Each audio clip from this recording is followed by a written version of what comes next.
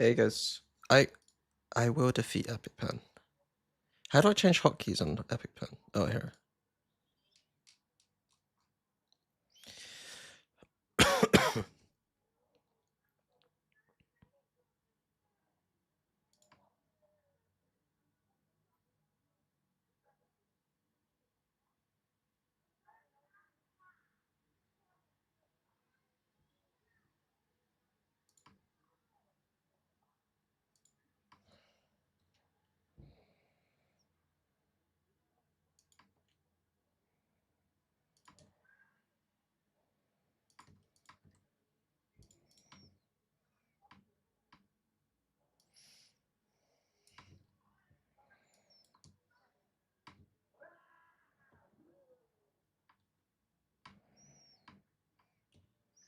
Okay, if I'm good, I can use hotkeys. Hello.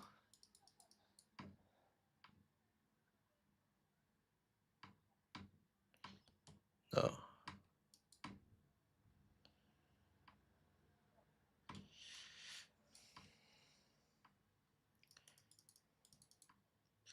Okay. Hey guys.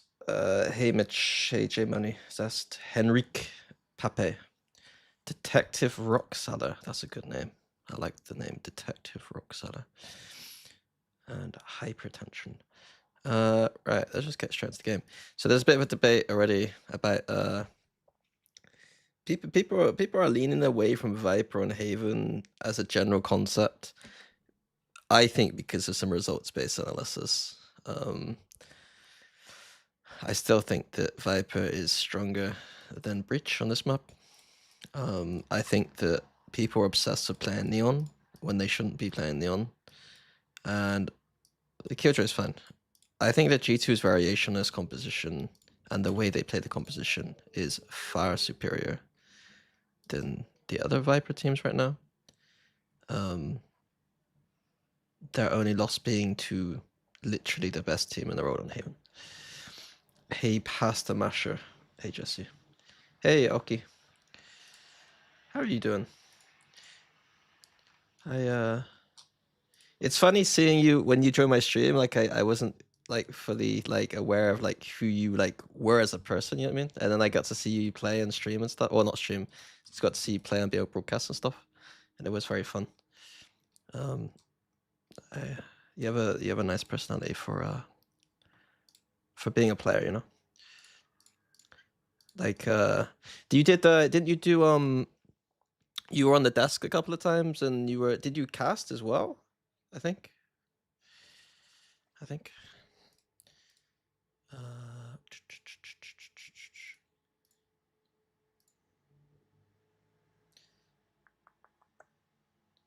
Yeah. Yeah, I liked it too. I'm not fun. I didn't like having fun, because I'm boring. But I liked interacting with fans. And obviously, like I think it was encouraging our team to have fun, even though we didn't have loads of fun people. It was Boaster trying to make us have fun. Right, we're gonna go Corrode, Sunset Haven.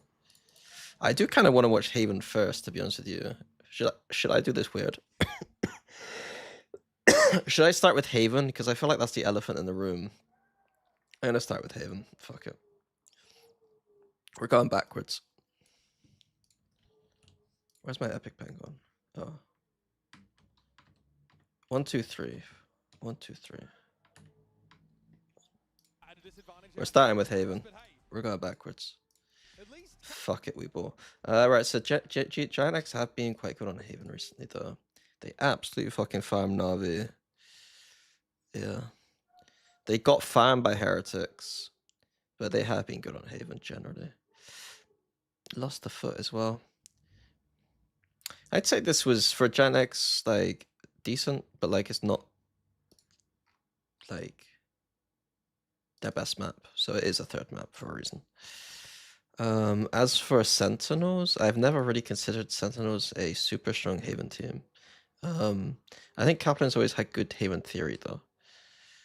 But I mean, they were doing decently. The problem with Americas is that like there's a bit of a gap right now between like the top two, or the top three, sorry, and the rest maybe. It feels like so. I don't know. I think Sentinel's got insane in-game mental reset issues. I wouldn't disagree with that. Are you gonna costume a Slicky? No. My approach for this tournament is just to I'll watch PaperX games live.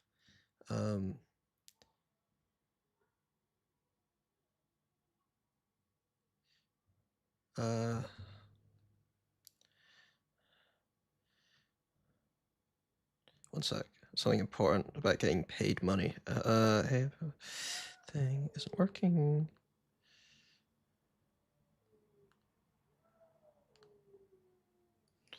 What was I saying? Hey, Void. Don't you think that the Gen G comp on Haven is pretty counterable? No, I think that because some people have lost to it, it now means that if you are not a good analyst, I think that you could just do results-based analysis. I think that a problem in Valorant right now is that people don't have strong enough opinions about stuff. Like general analysis people don't have strong enough opinions. And so anytime someone starts winning or losing, the team that's winning is suddenly good. They do the exact same thing that teams do. Team A is winning with this thing, therefore it must be good. A team B is losing with this thing, therefore it must be bad. Or lots of teams are running this thing, so it must be good. Oh, no one really runs this thing, so it must be bad. I think that a lot of players run into that problem. Like there's a reason why a lot of coaches struggle to do stuff with certain teams, because a lot of the players seem to think that, you know, if they're doing anything outside the box or unusual, it's bad. Quite often it is bad though, and you need to know what outside the box is good versus bad. And I think that takes a lot of intelligence and understanding and like a vision for the game, right? I might think that some of the outside the box stuff that other teams do is bad, but at least they have a vision for something, if that makes sense. It seems like the vision for a lot of teams right now is to just copy Gen G to some degree. Although Gen G are the best Haven team in the world, so it's like kind of hard to think that that is the worst idea. I do think that a lot of teams are running Neon right now on a lot of maps simply because of texture, and I don't think many players can play like texture, and I don't think Neon is de facto amazing. I think texture is de facto amazing on Neon. I'm very surprised we see very little Yoru play on this map outside of the ISO comp. I don't really understand why people have just agreed that Yoru isn't good on this map when Yoru is good on every map.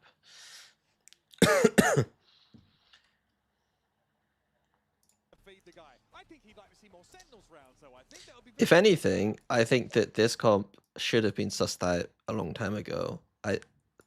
Yeah, we'll go through the game and just like see what we can see if I can pick up on any of these things naturally whilst we watch the game instead of me just ranting.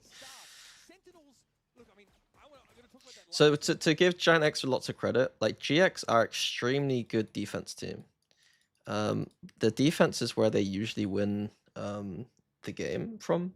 I know that they do a very good attack side in this game, but defense seems to be where they are. I was trying to really hone on this on broadcast. Is like they're very good at going through like push throughs in the mid round.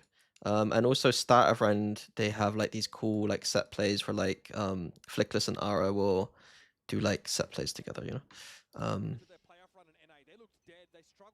I think G2's Haven comp isn't an evolution of Gen G's comp, but I think G2's Haven comp is the best Haven comp in my opinion right now. Let me know if the volume's okay. I don't mind if I'm louder. Okay, so SEN are doing like an old school strat.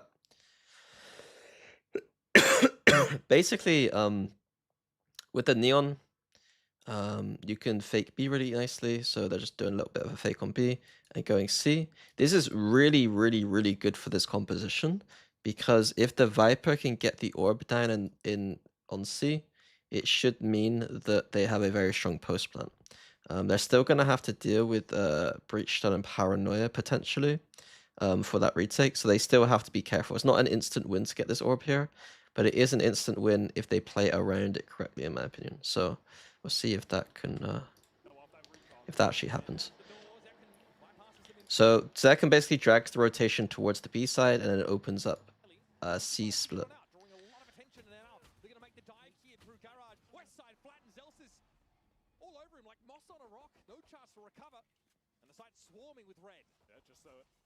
There's a pretty strong argument that if GX did this kind of thing the entire game, like if they did this, if they went into this kind of default and then re-cleared A and then like threw in rounds like this, they should have a strong attack side. We can't hear. I don't care if you can't hear, I guess, to be honest with you. For some reason, it's like really difficult for me to balance the audio in the game with my audio. And I think for a VOD review, I don't think it really matters that you can't hear. It's really frustrating when I'm watching live, though.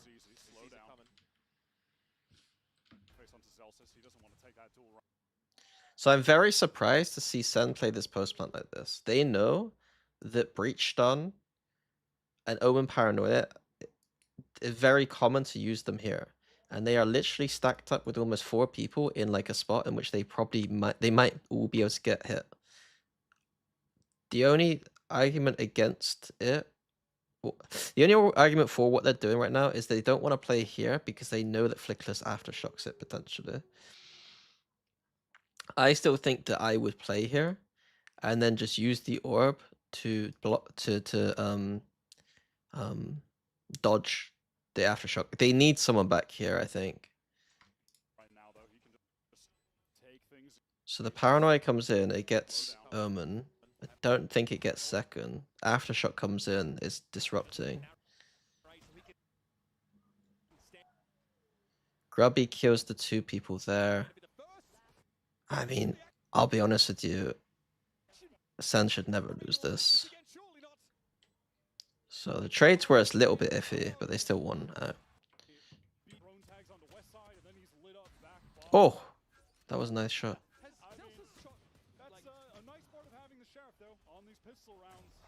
The KC Classic is it's quite nice.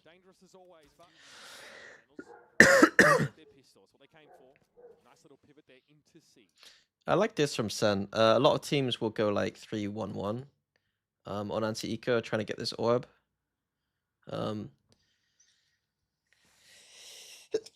I think they should have done their homework and know that Giant X like to do like breach stun trap stuff on their eco, or at least in general. So like 2-1-2 means that they can prod out both sides of the map, and then whichever one is free, they just end that side, hopefully. Although Zelsis is becoming the sacrificial lamb at middle.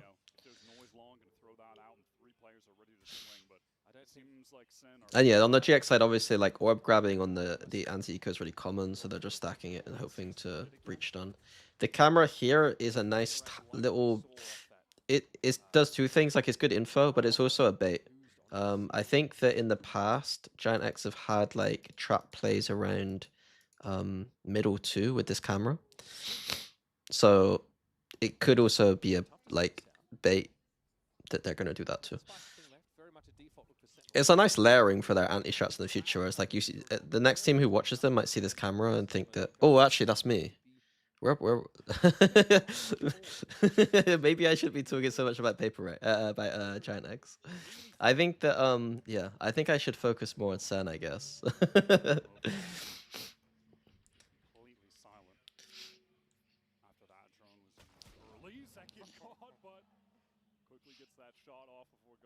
It's a nice little nice mature anti-eco from SEN.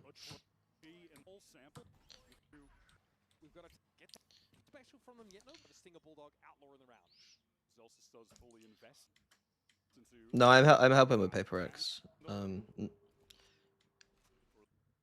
I haven't formally signed the contract this time yet, but I've been helping. In the same fashion, I was helping them for Toronto and stage 1.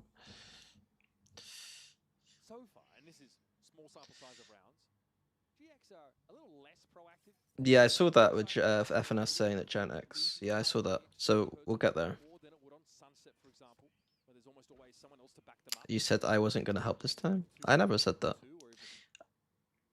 There were circumstances during stage 2 in which I might not have been able to.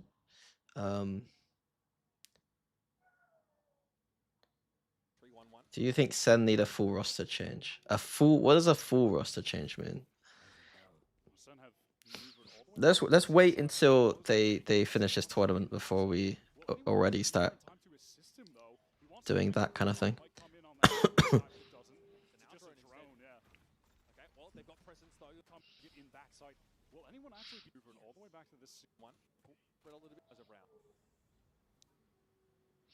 They've dragged 3 away. So SEN have dragged 3 towards A.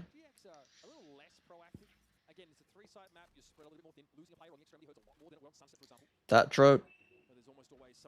It's good info. Now they should rotate back. Like when I look at this position here, I'm thinking that SEN have played this round really well. But then when they exec, it looks like they haven't. It's like by the time they exec, somehow there's like 100 people here, it feels like. Am I wrong? SEN have maneuvered all the way back to this seaside, which was vacant. Westside wants to get in backside. Will anyone actually be here in time to assist him? Though he wants to break the recon that might. There's already the neon rotation's fast, but bro, there's 4 here because like look how slow they are. To get from this point on the map to here, this guy's able to get from here to here. That's you versus the guy she tells you not to worry about. Like how are they not getting from here? Like what's going on? Like this is the kind of shit that Fnatic would do when I was coaching them. I'd be like, guys, like, come, like, I'm not gonna break this one down too far. We're just fucking baiting. The paranoia is nice. There is something about these paranoias in which like Sideshow is like highlighting in the PaperX video where like these delay paranoias are sometimes just enough for like that rotation to come in. It's frustrating to admit because I do hate Omen. They've got presence though. You'll notice that he's been joined by Gravino. Plenty of GX plays here now. They're going to be loose. They come around the corner. Second, no tracks back and then forward. Almost had the better of Ara. But the guy is a little too quick with it. That's one thing about this comp actually. It lacks the Yoru to pop these smokes, right? So this smoke comes in, and then how does this team get through that smoke? That's one thing that like that's why this year I thought at the start of the year that it was going to be Yoru, Recon, Viper. Like at the start of the year, before the tail stuff, I thought Yoru, Recon, and Viper was going to be the comp because you get the flashes from the Yoru. This comp doesn't have flashes, so they put the smoke down, and then they're going to have to dry go through, or they have to use drone or Recon to get through. They need to pair this Recon really well with seconds sliding through the smoke. Like a Yoru could clone through the smoke and take it, and then flash through the other side, whereas like they don't have that.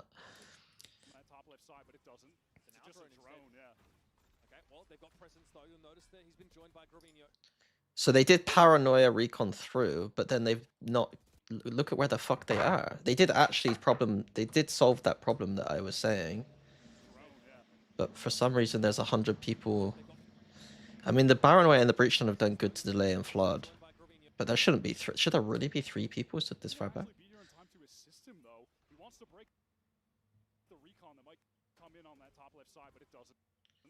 There's a bit of baiting going on, I'm not going to lie. There's a bit of baiting. There's some baiting.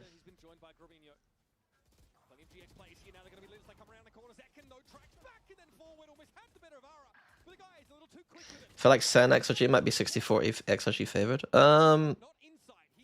Nah, I still think SEN will be favored.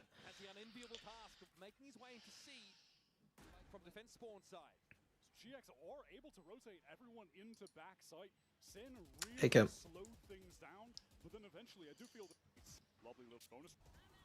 I might not do all 3 maps. What's the time? 11? As long as we're done by 2, I guess it's fine.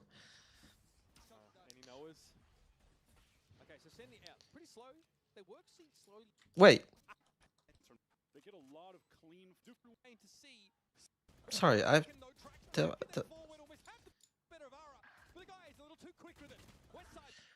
Oh, they still trade out. Okay, so the smoke goes down, they trade out. Okay.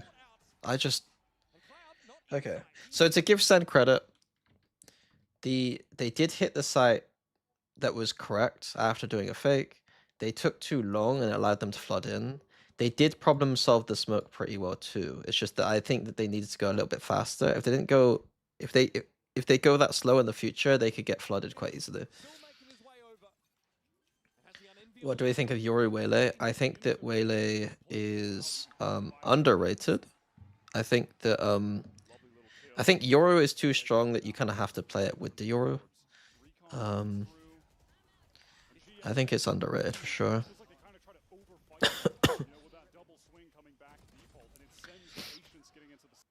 I think it's one of those agents that's like next year if it stays the same power. If good duelists practice it in the off season, it'll be really strong.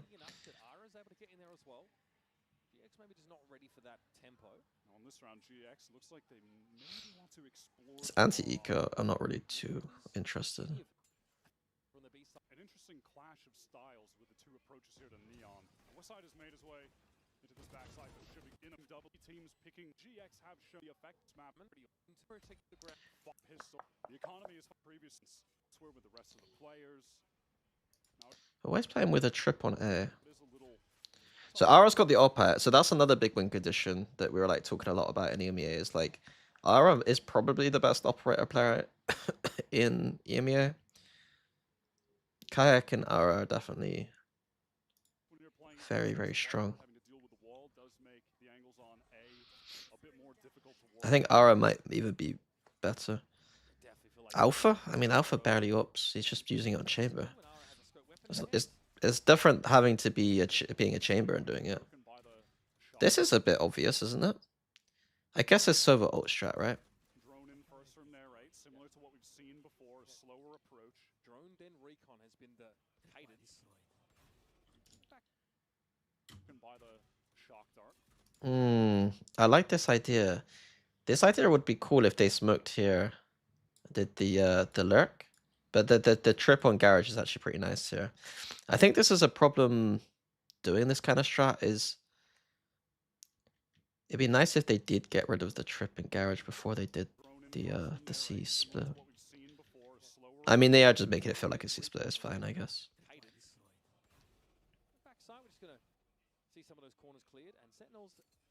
We could like why? The pacing here was strange. Drone waiting. Like they were doing something there. Like I thought the way the pacing of this strat made it feel like they wanted to do the strat where that you smoke here and then you fake that you're going here and then secretly you walk people behind. But they know the trip is here, so they can't do that. So I'm a bit confused by what they're actually trying to do here. Because they cancel like now. It's a weird round. They're all inning. Are they all inning just because the server ult, I guess? I like this though. Okay, this is nice. So like they are doing a lot of really nice things. Inserting the C, now they can go B. They have two options. If they get cancelled on B, it's too difficult. They can still go back C split because they have the lurker already inserted. The other thing is like if they do get B for free, this guy, we now know there's no trips here. He can just be the late lurk, right? So this is really nice Haven macro from SEN. Like I have to give them, you know, they're probably getting shit on a lot right now, but all this Haven attack side stuff is quite nice. Like it's yeah, like it's really nice. See, like because they get cancelled, the lurk comes in, they see split. Exactly like how I said.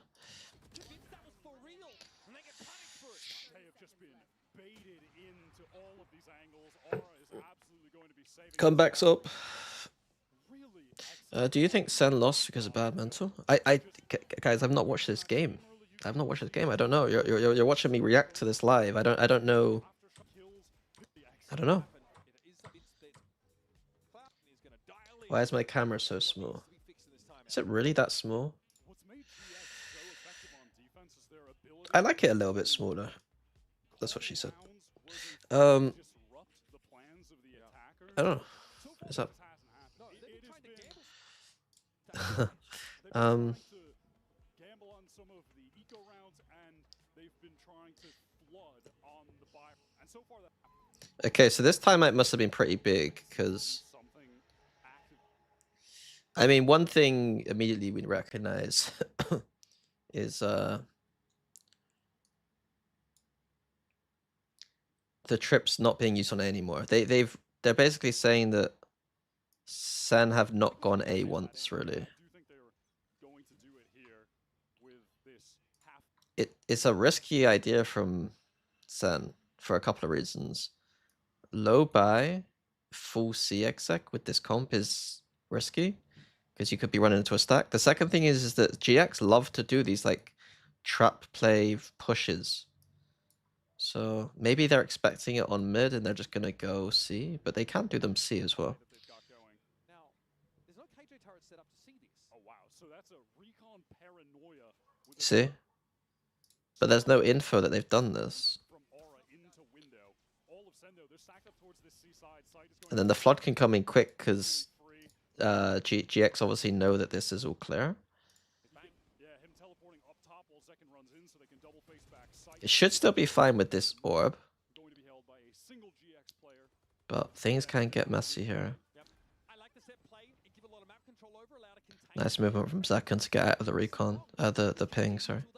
Obviously read it as it comes. This round is as good as done. Nice shot from Zekin. It's nice. Zekin's back low AP. I mean, if we pause the game right here, I would say, like, unironically, SEN are playing a world-class Haven right now. Like, this is a beautiful Haven right now. Actually not bolted around Nico again. And opposite Fury towards a teleport cross. Will counter to the lockdown if he can get an orb somewhere. This time Sendo I'm not sure why. This is a massive mistake from Bang. I don't know if his. This is the thing. Like when I think about this kind of mistake, I presume it's a macro, like as in like a team mistake, not an individual mistake. I don't think that Bang should ever be TPing in this corner when the breach is stunned. Against this comp with a Neon, at least. And unless we know that we're like, I don't explain it. Unless the players behind have a very good protocol of dodging it and like being able to support him, I think that in the game plan against the breach should generally be to like with this Viper comp is that you just avoid the breach at the start of round. So like if the breach stuns here, you just wait a few seconds and then just wall up, and then if you want to go, you just use the wall again. Like basically what Bang is doing is just refusing to use the Viper wall, and they're grouping A for like no reason, pretty much. very fast towards a teleport cross from Bang, but he's caught. He's stunned. Okay, well, Sentinel's conditioned to a little bit of a slower early round from GX and don't really see the mid pop from them in the previous one, so So they could have done this reaction. Wait, let me see. Fast towards a that's the natural counter to the lockdown if he can get an orb somewhere. This time Sen, they want to go very fast towards a They could like imagine if Bang was here right now. They see these stuns. They just go C split like they do anyway. They're in a 5v5. Would be perfect. Like the breach makes things like the breach and the Neon are very telegraphed with like how they want to work this map. Like it's very easy to read a lot of the time what's happening. And now we see Westside is literally hard holding C by himself. Like this would, if there's 5 people to exec this, like Westside should be pretty screwed.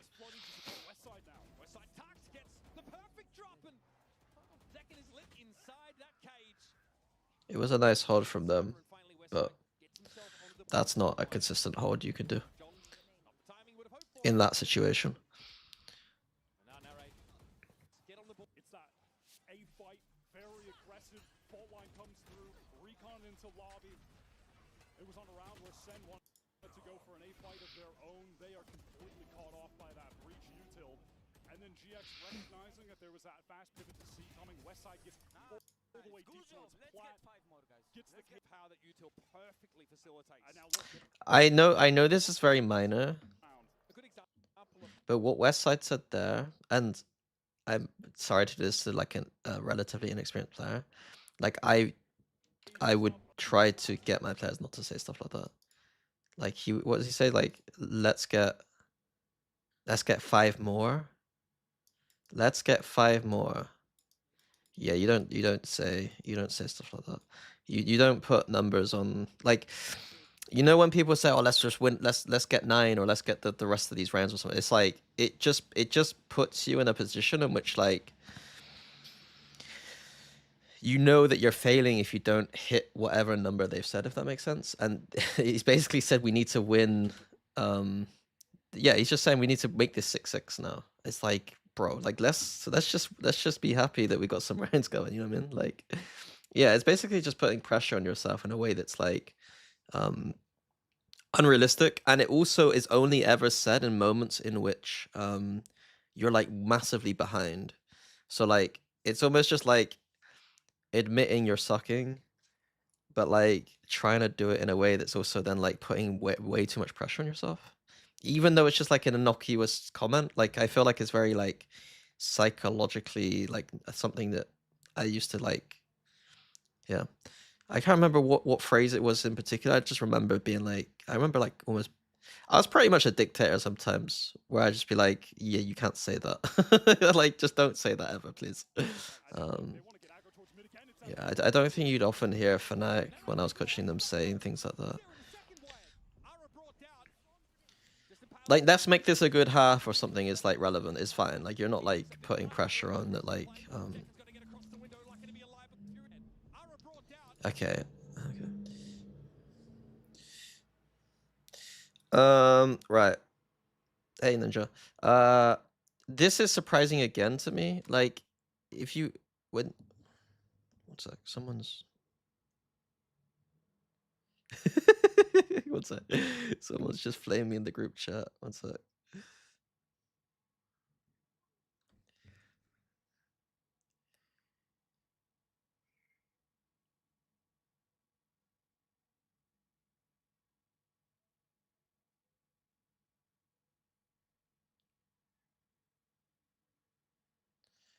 I thought someone was claiming me. They weren't. They were telling me that like Nicolas Cage is. They were asking me if I knew that Nicolas Cage was family members with Francis Ford Coppola, but because I'm such a snobby intellectual, of course I knew that.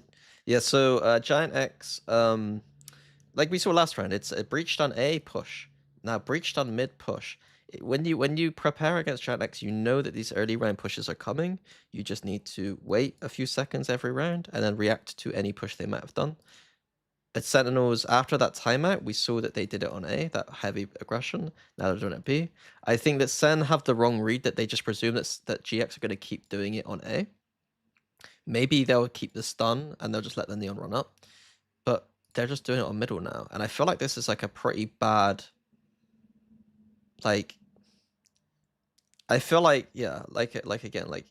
You can't just group up in window with a bunch of people at the start of the round against this team. Especially when they have these ults, man. Like, what are they doing? Like, SEN are really fucking this up. After playing, like, 6 rounds of, like, some of the most perfect Haven, you know, you're gonna see with this comp, they've now decided to just do some really basic ass shit, not considering the opponent. It's almost like they're playing their own game and not, like, they're trying to manipulate the opponent into playing their game, but, like, Janex have got loads of ults and aggression and shit. Like, I don't really get what they're trying to do.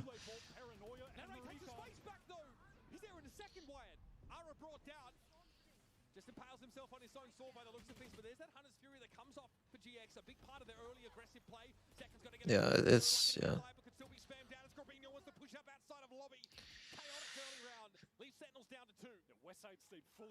Why do we have little cubes for the map in the HUD while we have it in the top of the screen? Random cubes. I have no idea what you mean.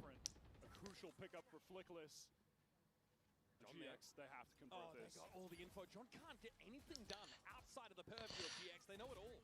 Now, those thin walls. Yep. So Glickness wants to step up.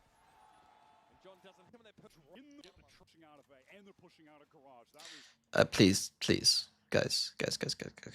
If I see Sen die to something aggressive here, I'm shutting down the stream. that play exactly as intended. And I reckon I'm getting the Eurostar to Paris, and I'm consider picking up an op a couple rounds. fighting Zelsis. The GX haven't really needed to play the passive line hold game. They want to brawl into it again. They want to fight for this A lobby very hard. What are they doing? What are they doing? What are they doing? Like, how can they look so good and then look so bad?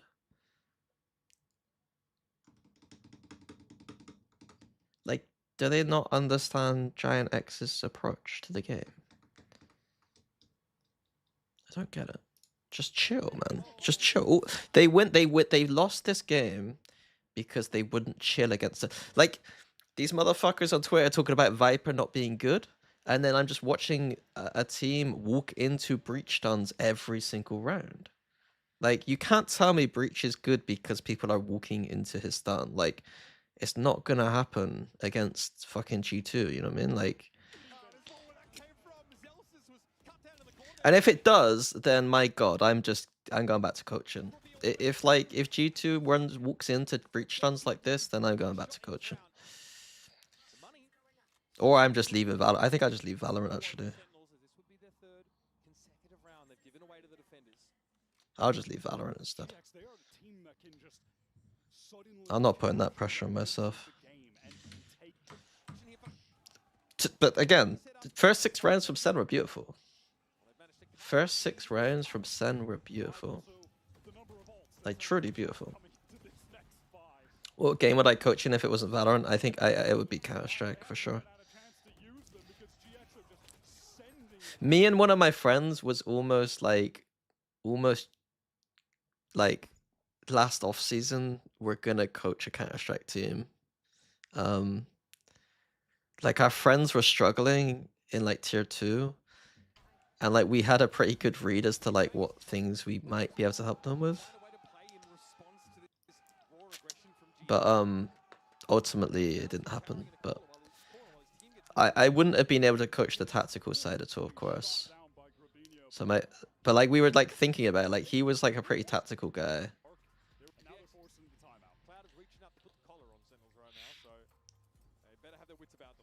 Hey, Huni. Okay, so another stun. So like they should hear the stun and just run A, right? And then they got ults to finish A really nicely.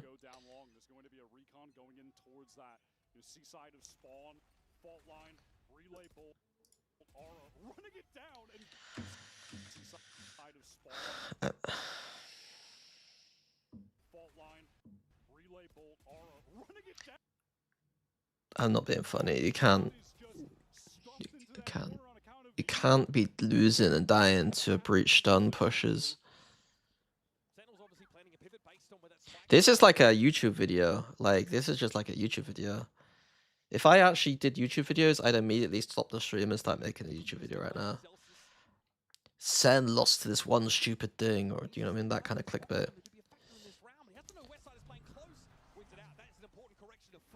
And then I go on a rant about how breach isn't actually OP, and it's still bad, but it's pretty good if you don't, you know, if you do walk into stuns every single round. He was a skater boy, is what I'm hearing. I don't understand. See you later, boy? Is that what I'm supposed to respond with? How do you stop walking into stuns in ranked? I don't know how to do that in ranked. But in pro play, what you can do is you can stand still. Like there's this really cool concept called standing still. Where what you do is you just stand still. So you stand in like positions like this. And what you do is you don't actually press W, A, S, or D. You just don't do anything. It's actually really effective because then, like, when the breach stun happens, in any of these positions, you then press WASD and afterwards, and then you get to like walk up and take all the space. So sick. Without that, the round is lost. I know sometimes the concepts can get a bit deep here, and I'm sorry if that one was Even in these like eco scenarios, it was a bit too much for some of you, but It started so slow, map 1, Garbino, but he didn't let it get to his head. He has stepped up both Haven and Sunset. some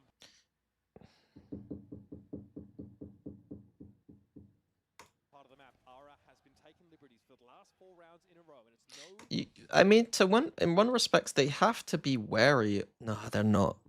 I was gonna say, they gotta be wary of these pushes if they're putting Killjoy Turret here, because obviously if you put Killjoy Turret here, you're threatened by a stun punish. But the only reason they're doing the Killjoy Turret here is because Zelsis wants to go ult sewers. And so again, they're just so, like, SEN are so in their own game plan, in their own, like, way of playing. They're not, it's like, I've heard in poker there's like different layers of like how you should think about the game, where it's like the first layer is you only think about your own hand, and then the next layer is you start thinking about your opponent's hand, and then the next layer is you start thinking about the opponent, what they think about you have in your hand, and it's like a layered thing where it's like back and forth. And the better you are at poker, the deeper you can go between that back and forth. It does feel like after the 6th round, well, the first 6 rounds it looked like SEN were doing good, but maybe it was because they were only at that first layer of like, what can we do? And GX weren't doing anything to disrupt them. And now GX are doing all this disruptive stuff, and Sentinels aren't like considering that at all. They're not really thinking like, what are GX gonna do to stop us from doing stuff? Like GX have basically been a progressive every single round since that timeout, and Sentinels aren't really playing in a way that's designed to stop that. Like, they're now once again grouping into what could have been a stun. They've left mid completely open for a push.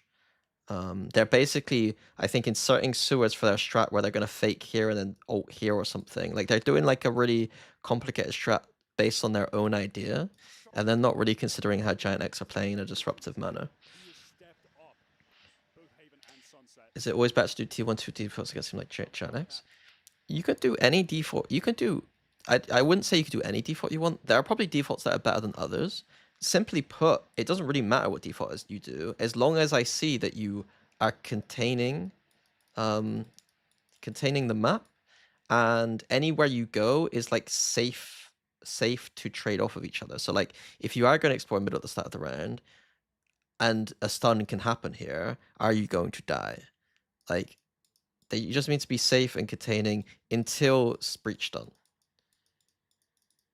As soon as like there's nothing, no breach stun early, you could start then exploring out whichever part of the map you want, and then the breach stun is less valuable once you've done your little push out. Like, as soon as you get a little bit of space, the breach stun isn't as good. Like, traps on this map aren't that good, in my opinion. But like the early round breach stuns are actually pretty strong if you walk into them.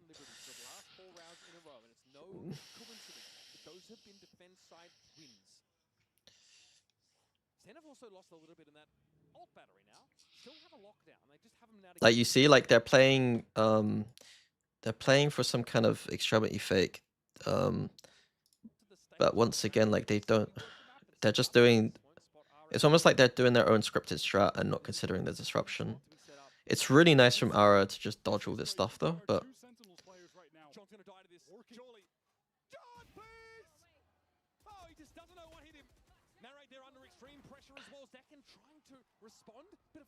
I love watching players play disciplined in real time, you know? Like, if he just ran away here, like, this is like good, like, script writing, you know what I mean? Like, in a film, this would be much better. Like, it's so much more interesting narratively that Ara doesn't just run away here. Like, it's kind of fun to watch him stun and, like, actually deliberate. Like, am I gonna go in? No, character development. I do like watching that, it's funny. But there is something to be said for a player who would just run away there. GX were fully expecting a seaside hit. They're not going to get to cross for free. They've got to get past Cloud, and then final boss Ara is waiting there towards mid window. This is so bizarre. I mean, look at 30 seconds. I mean, that is kind of funny. So whilst all that is happening, they have just literally taken A site. And they still have a bunch of ults. So as long... As long as Sen now gets the A side of the map and...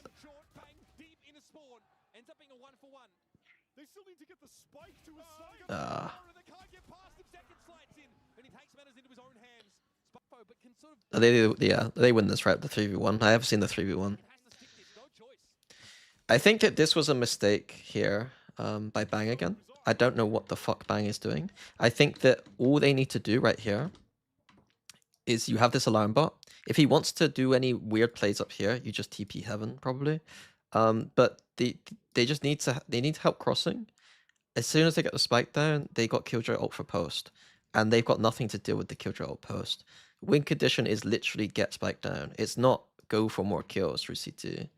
He can just contain CT from under heaven, and yeah, he needs to be the person here containing CT. Zelsis can come up and try and help a little bit, because he's the one who's going to ultimately have to be in this position to use the lockdown for post anyway.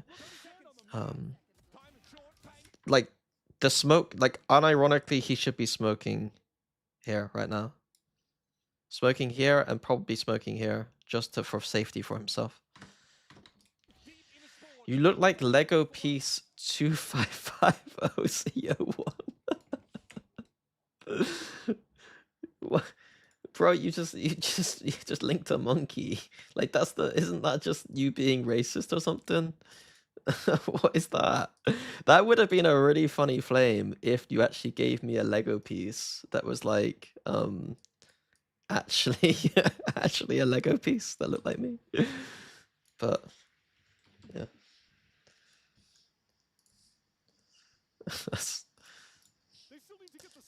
Is that a ban? Is that a ban? If they speak again, it's probably a ban. A wise one across the map will send them to see a site they've got little info, but can sort of guess that it's bereft of defenders. Zekken has to stick this, no choice. I'm worried by the amount of people who said that's funny. Like, it's like, it's creative for sure, but funny might be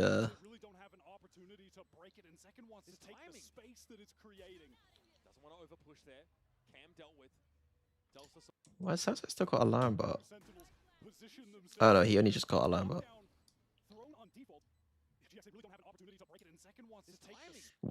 Okay. I guess they can't open plant. If they could get open plant here, it would have been sick.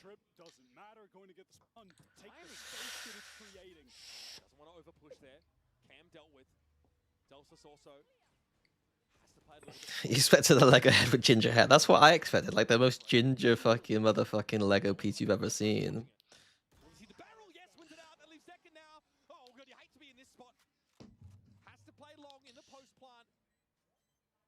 Tough to really spam this down. Gravino on spike, and Zekken's not 100% sure exactly where he is. He's going to have to spike through, and he gets there. What a crucial round. The Red Bull clutch. You praise them. I mean, that's how this run of rounds for GX ends. I'll take it. Not how I wanted it to happen, but I'll take it. They've had Viper ult way too long. Are they just going to run up to B and Viper ult? See, now there's no breach on A. They could just walk out A if they wanted to. So they're just going to hard hit into B, where they've... Oh.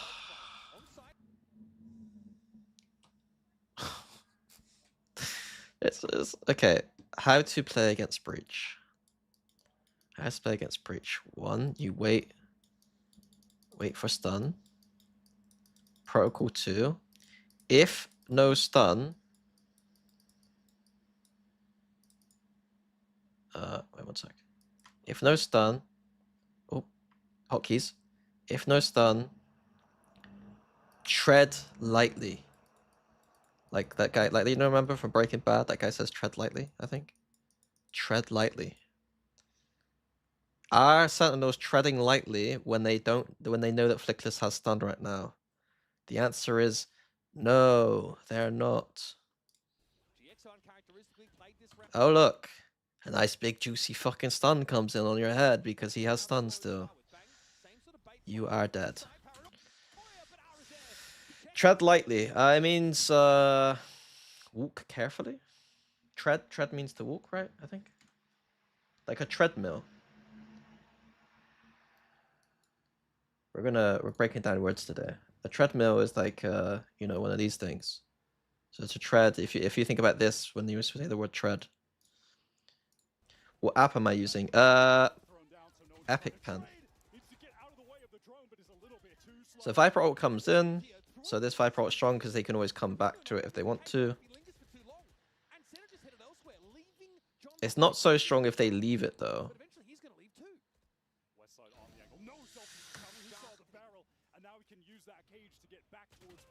That's very bad for Westside. Okay, 8-4? Is it 8-4? No worries. Okay, it is. 8-4. 8-4. I'll be honest, the first 6 rounds was still beautiful. After that, it was simply, we don't know how to play against a breach stun, was basically what happened. Which could be nerves. It could be nerves.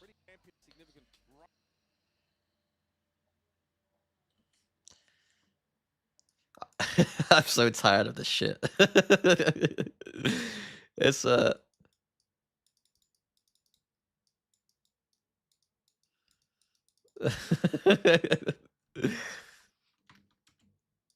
change. I saw the infusion of some younger blood in the roster. Narrate had to hit the ground running with this team. Now, every round that GX win on that defense side, it's paired with an aggressor is able to get Round 4. They brought it down to that 3 have been a win. sorry, just want to see the ad. Okay. The econ report. They're still trying it. They're still trying the. I don't. What is that? What's the? Have you guys seen Brass Eye before? Brass Eye's like this satire in the UK comedy show where like it like takes the piss out of the news for like using statistics in like the most mental ways possible. So they just have these like really over the top graphics that mean nothing. I'm not gonna play the sound because it might be saying stuff that's not stream friendly, but like it's just like shit like this. You know what I mean? Like, and that is what the Coinbase report is. It's this. It just doesn't mean anything, you know?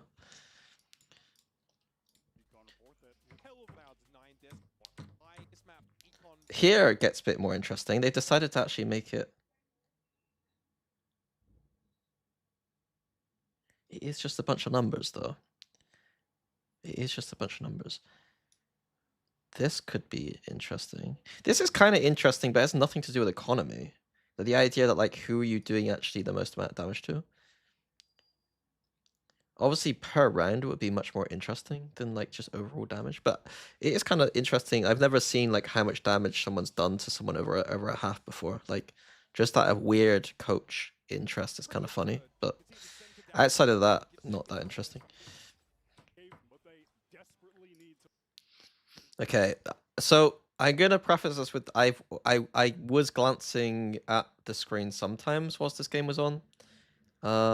So I do remember seeing a couple of things.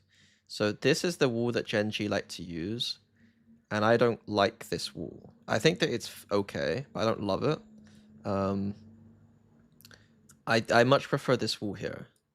And I think in this game, from what I remember seeing, is that SEN are not going to use this wall. I want to see this wall with this orb, just the loud or G2 or sorry, guard tech basically.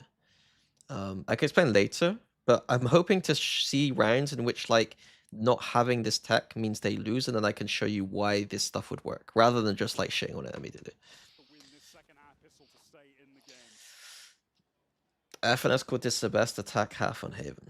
I'm gonna see. I'm also treading lightly with that comment too. We'll see. We'll see what I think. You know, it's pretty hard to impress me, so we'll see. distributed heavily in that A direction.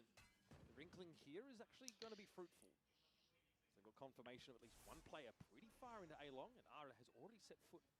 threshold of A. Bang just ready to throw out that paranoia off some sound cues. You two exchanged, but no gunfire. Everyone's slowed down. Everyone's stopped. Okay, so one thing already that I'm gonna start noticing, and I'm starting to see if I can plant some seeds, do some foreshadowing, is SEN are just horizontally rotating. It'll be interesting to see if in this game, like we see GX are literally 5-man grouped up A, and they baited an exec. So they baited out paranoia and stuff, and now they can re-hit or go backwards. And SEN right now, because they're rotating just this way, and they're not actually doing anything vertically on the map, i.e. pushing out, they don't have information whether they're going to be going back or not. And so I wonder if this, like again, I've not watched this game very closely. I was just had it on my second monitor whilst I was doing other shit. I wonder if this is going to be a theme. That SEN just rotate this way and then don't have information as to whether Giant X are going to re-hit or go back. There's a lot of utility gone out of the defenders, Wyatt. Larry here forced to fight. That this turret is irrelevant.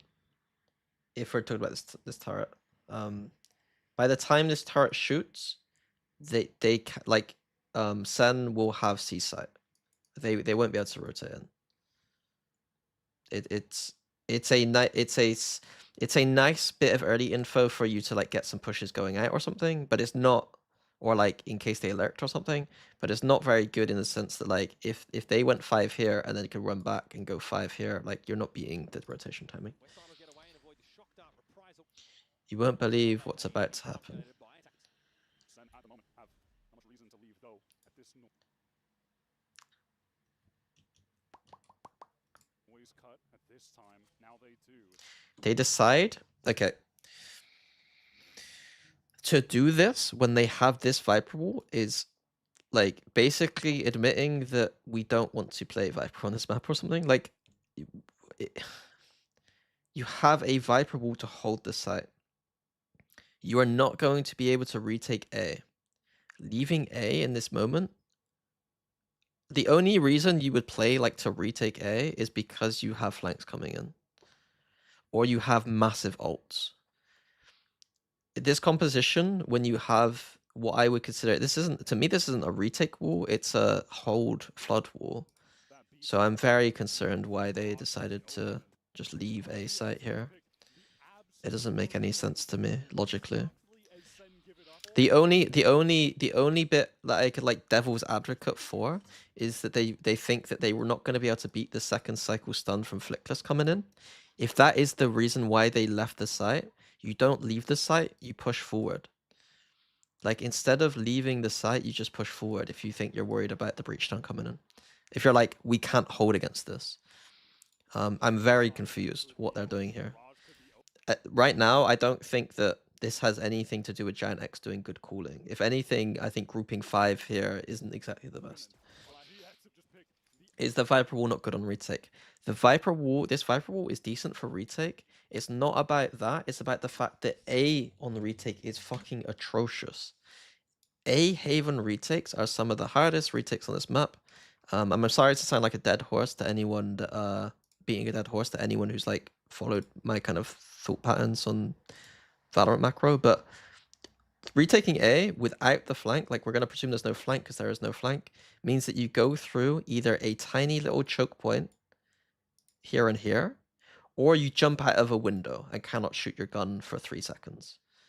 Like, if all you need to do is block a tiny choke point or shoot people jumping out of a window, you're probably going to win the post plant. It doesn't matter if there's a wall blocking off people here. You could just play people all around these spots. You know what I mean? Like you won the post plant. You know. So yeah, it's the wall is pretty irrelevant, I'd say, for the retake. Yeah, breach can be under heaven with stun out here, with aftershock with flashes. The omen paranoia can come in. It's too difficult.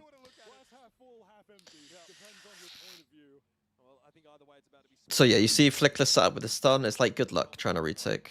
I mean, they could win this, and I look like an idiot. But reasonably speaking, like I think that I do think that Giant X are playing this wrong.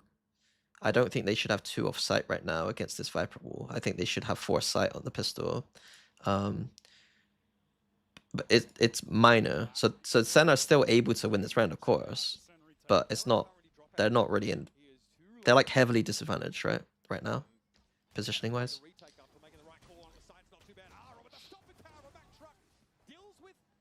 That went about as well as it could possibly have gone for SEN.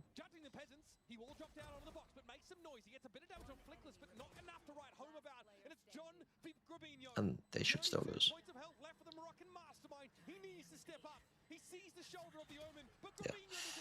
So in my opinion, yeah, I think that having 2 off was a bit weird. I think that if they wanted to do this, I know that like it's really hard to do this in hindsight, but like I think that I prefer the Sova plate here and the Cypher plate here. And then the Sova could do what Leo would do and recon. There's like a recon you could do on the little roof there if we see it. Like on this roof, like what Leo do quite a lot in the post plants was just like recon like up here, I think, from what I remember.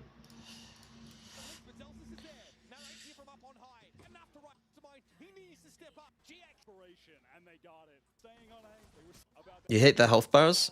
I think that the new HUD, the stuff down here is actually pretty decent. I think that there is a better version on Reddit that someone did where like the agents are like here and here. Wait, the agents are like on the left with the scores like this. So you see the agents, instead of it being like agents in the middle with the scores coming this way, I think the agents like being like there and there with the scores in the middle was best. I think if they did the scores in the middle, the HUD would be very, very, very good. They need to add the money here, like Sticky was saying, and I think it's actually very strong. Thank you, Danler. Dandier, sorry, for Ursa. Thank you for the sub. I appreciate it. But like, guys, like if all we're saying is they need to add the money, like it's pretty good. I think the Morse code on this looks a bit awkward. It looks a bit awkward, the Morse code. No money is very bad. Yeah, of course it is, guys. But like what I'm saying is like if the fix is as easy as add money, then it was a pretty good job they've done. Like I do think that they should fix the kill stuff though, like I said. Like they can make it slightly prettier. I like all this stuff though. Like this makes it look, I think this looks quite like nice. Like it makes it look legit. Double swing potential here as Narrate shows shoulder, but C's are coming. Might try and play off some of this util.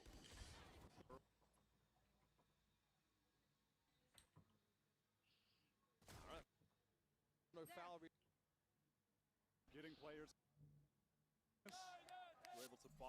Am I gonna watch party games today? No. So I just do VOD reviews and I only watch party Paper X games.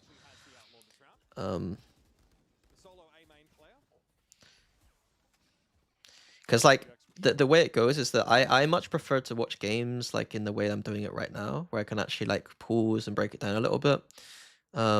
I'm not particularly exciting to watch a co-stream of watching a game live. Like I'm very much just like wanting to watch the game from like a strategic perspective. And then I got to compete with like every fucking person under the sun. So like my viewership is like obviously much worse than what it would be right now if I was having to compete with 100 people. I will VOD review every day. Hopefully. Do you agree that the bonus is one of the most important rounds and should get a specific round made to make sure you win it? Yeah, of course. I do Paper X at a Fnatic because I work for Paper X. We ever do a VOD review of Leo's games? We did some VOD reviewing the other day of Leo, but it's very difficult to do, and I don't think it was that interesting. Thank you, Midi, Ahmed. Ahmedi? I don't know how to say your name. Ahmedi, I think. Thank you very much for the sub. I appreciate it. I mean, so basically how it goes is like, so today, like just for reference for anyone who's interested, sorry, as soon as I stop talking about the game, I think people get bored, but so today it's like NRG, EDG, Team Liquid, DRX. So like the day after, so like tomorrow morning, like whatever time it is now, I will watch some of these games for VOD review, you know what I mean? I might have to just pick out specific maps. I might not be able to watch all 6 maps, right? Because I don't have that time. And then I spend a lot longer than the time it takes to play at the VOD, you know what I mean? Like, I spent a lot longer than however long this map is to talk about this map, right? So I might need to only do a couple of maps, or like a map for each or something. But then what that means is there's more stuff to look at after Champs is done. Like, I can come back to some VODs later on if I missed out anything interesting. Sorry, let's see what happens. So I think GX are making a mistake here, personally, but it is a bonus round, so it's not the worst. So I don't think that you should gift.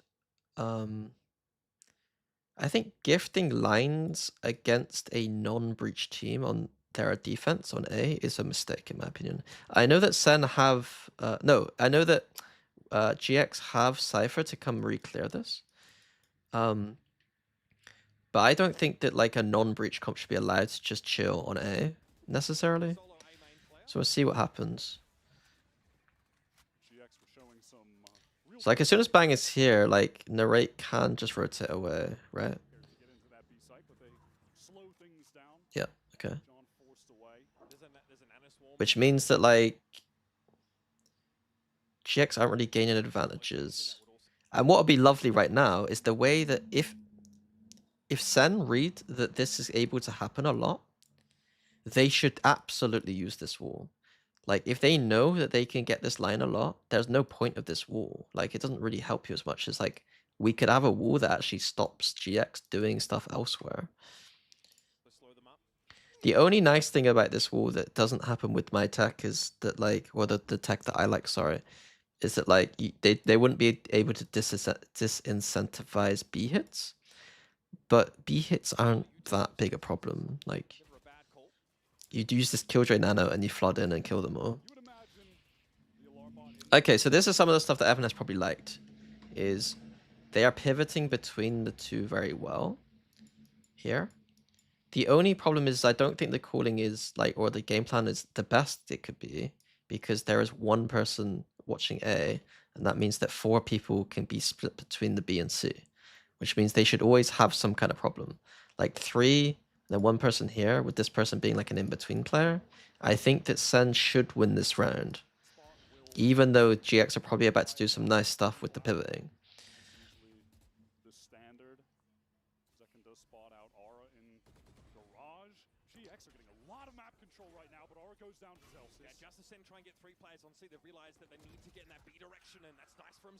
Yeah.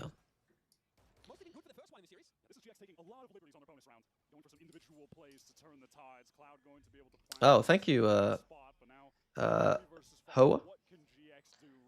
Thank you for this, the gifted, Zeta. So welcome Vaco, Adriora, Deez, Mark, and Oasis. Thank you very much for those subs, Zeta. I appreciate it a lot.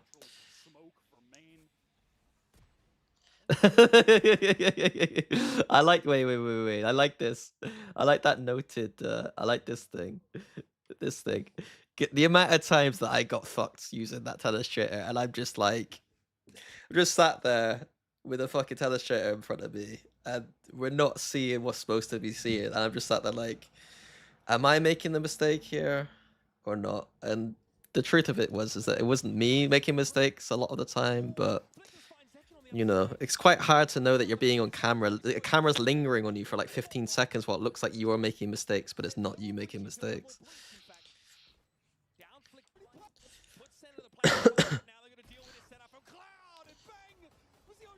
Wait, how did this happen? 5v3 retake. What needs to happen here? Why is Narrate already used drone?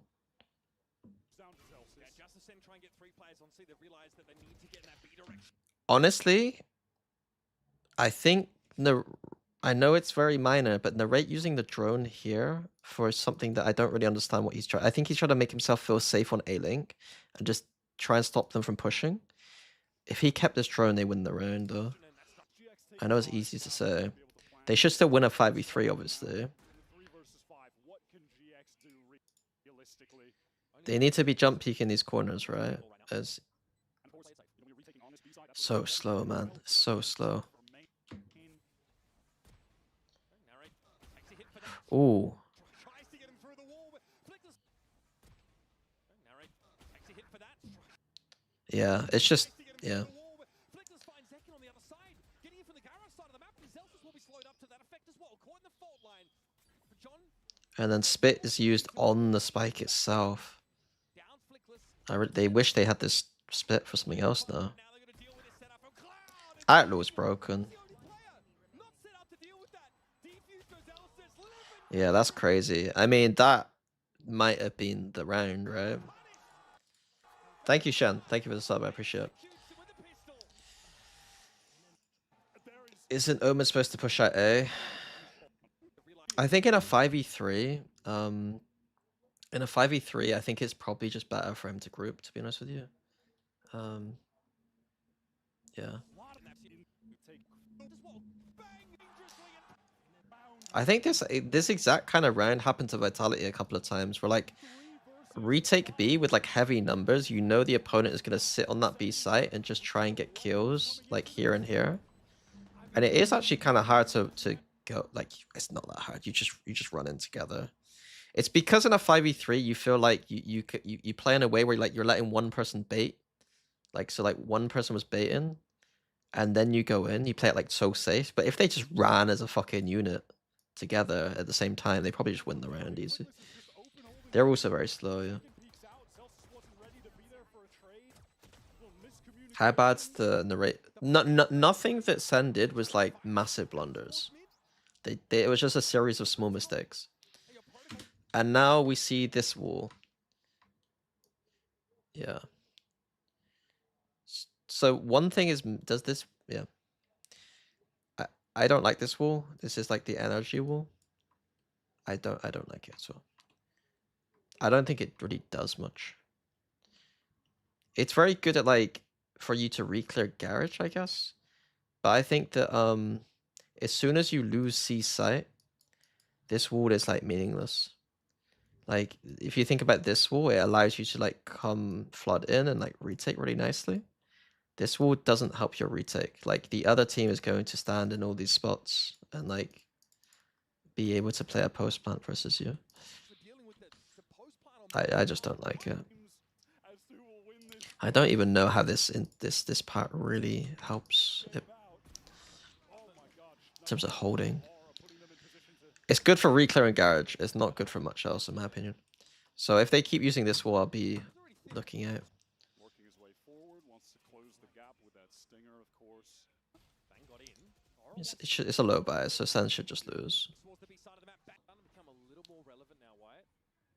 As is a commitment here by GX towards the B side of the map. Banksy Zara coming a mile off and is able to down him. John, patient. Never mind. So GX are going to win this round as well anyway, because Westside lurks. But this is the danger of having, you know... Again, if we're talking about the best Haven attack calling of all time, and we're saying that, like, going B exec against a low buy, it's kind of... It is risky. It's very risky.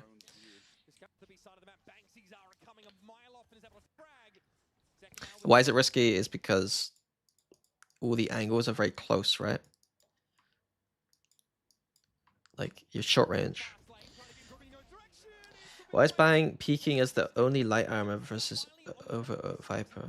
I don't know. FNS wall. This is FNS wall? If it's FNS wall, then... Yeah. You earned a hype chest. Open to see your reward.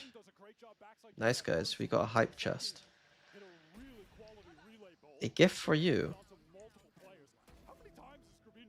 What's this? Is it actually choo-chooing? Just hit him in the head. Just don't miss. The guy has been very resilient to any form of disruption. And GX honestly like a decent pivot after things start to go. Yeah, like once again, we see SEN immediately get a line on A. They're not pressured off the line on A at all. So I don't think this will makes... Like, if they think for most of the round they're going to be able to get value by just getting info down A, then this wall would become a lot more strong because you know that GX are mostly working this side of the map, right? And so it can have value whilst they're not doing anything towards A. Again, I think orb grab is fine though. That they're close to lots of ults. They do have to go for an orb grab here, and they'll probably concede the A control. Thank you, Shirk Hit. Thank you for the sub. I appreciate it. Can you coach SEN? I'm okay. I don't want to become like so like much of an asshole that people seem to think when I say stuff that it means that I'm a better coach than whoever I'm like giving like criticism towards. I'm sure that coaches could do the same with my old VODs, where they could just look at some of the Fnatic games and be like, why are they doing this? Why are they doing that? Why are they doing that? But like, I'm just trying to be analytical. It doesn't mean that the coach that I'm critiquing is bad or something. Do you like the new Viper Wall? No, I think it's terrible, Bacon. If you think it's we're just talking about it just then. This one, I think this is awful. I really don't understand why they think that it's better than this wall. I think that especially against the breach, you end up in situations on C where you want to play for retake C, or like you want to be able to delay the actual push through, right? So like this part of the wall ain't gonna stop a team running through. And then like the only thing that this is good for is like I think the reclears, to be honest with you. And then like if you do have to concede C at any point in this round, if you're talking about this wall, then the retake is ass. Like you don't have anything to help you with the retake. Like this wall really helps you actually retake. So I think this wall makes the breach have to commit a stun to C site, and then you could be there or not, and you could dodge it around this wall, and you could flood in if you really want to after the breach done. Or you could just say, fuck it, we're playing retake because we've got like 3 over here, and we could just use the wall for retake. I don't really understand what this wall does, honestly.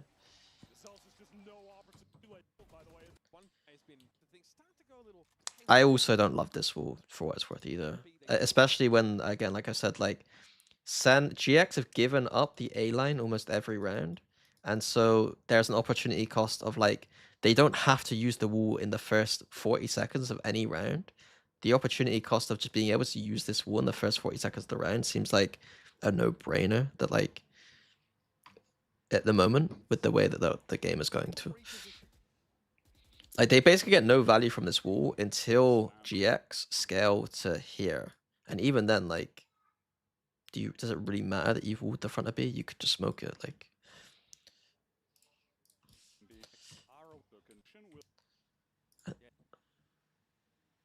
They smoke it anyway.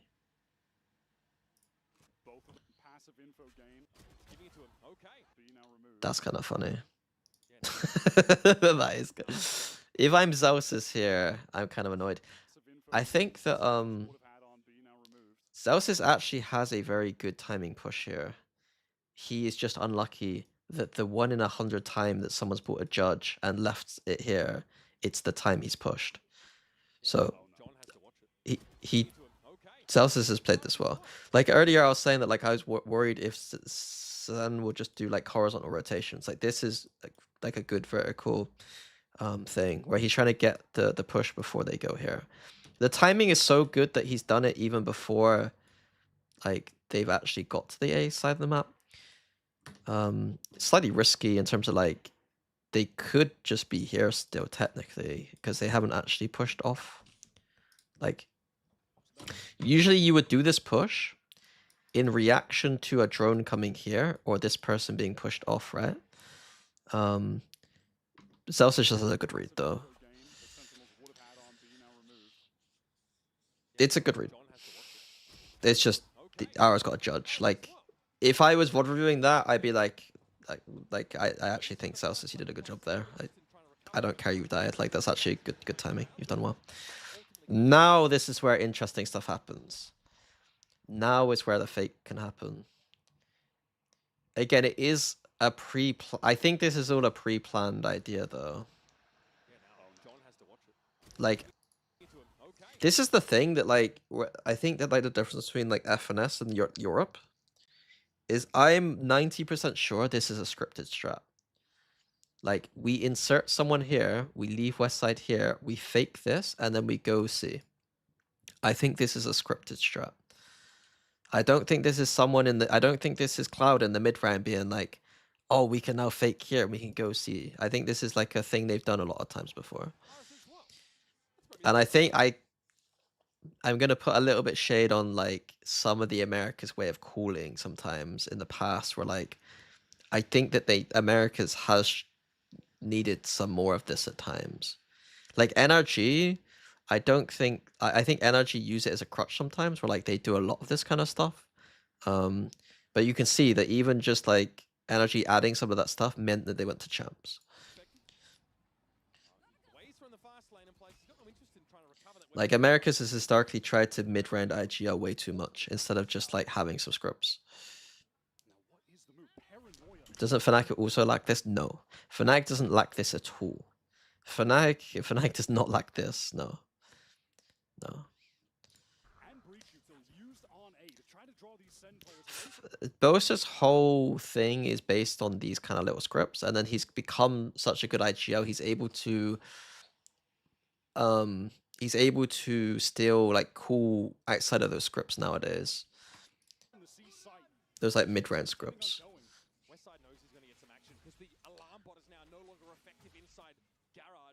It's still good cooling, don't get me wrong. It's still good cooling for Cloud, but it's not like in the middle of that round he's gone, genius idea I've got here. I don't think. Whereas like when I watched like FNS cooling, it felt like FNS was having to come up with giga brain ideas mid-round.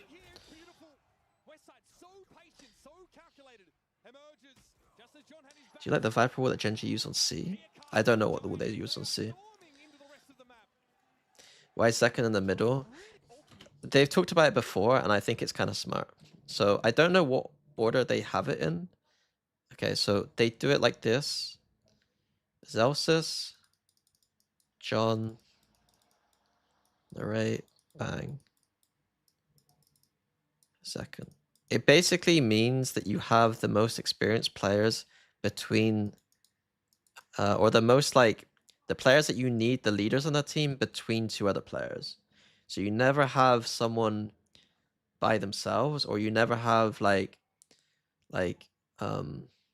if you swapped these two around, you have two inexperienced players, or like two like less like not leaders basically next to each other. And so I think they really just value having the leaders being able to be between the younger people. And so, you know, if they swap these around and like narrate was like really getting pissed off emotionally, Zekken ain't gonna be able to sit there and probably help him as much as what John probably could. The resources to have a modest fire coming into the next round, but likely will feature some smattering of Guardians and maybe not full util. I don't know who should be in the middle or whatnot. I don't think it, you know, they're I'm sure that they got it sussed. I think that from what I've seen, I can see on Bang's face when he's not in the game, and narrate definitely tilts.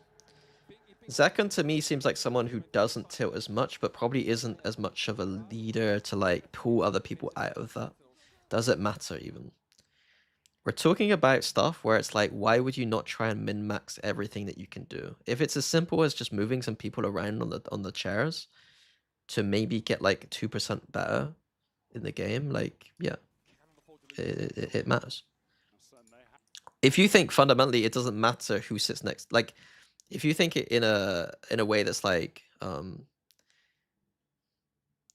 if you think it doesn't matter at all, it might mean that because you really don't understand how much of this game is emotional and mental.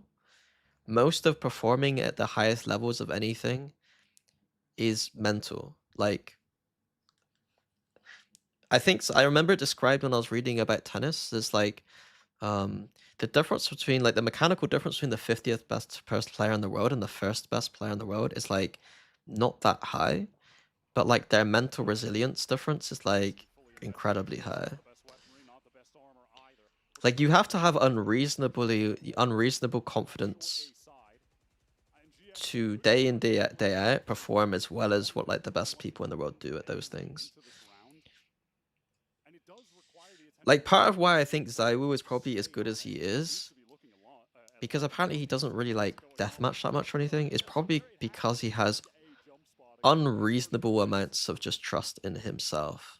I understand that SEN do not want to have to retake the A side of the map, but like you mentioned, Achilles, them a little limited elsewhere.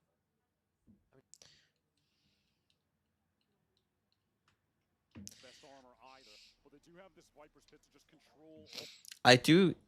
I don't mind this ult, but it means that you always have to have someone lay long, which means that GX know there's always going to be at least 2 people A.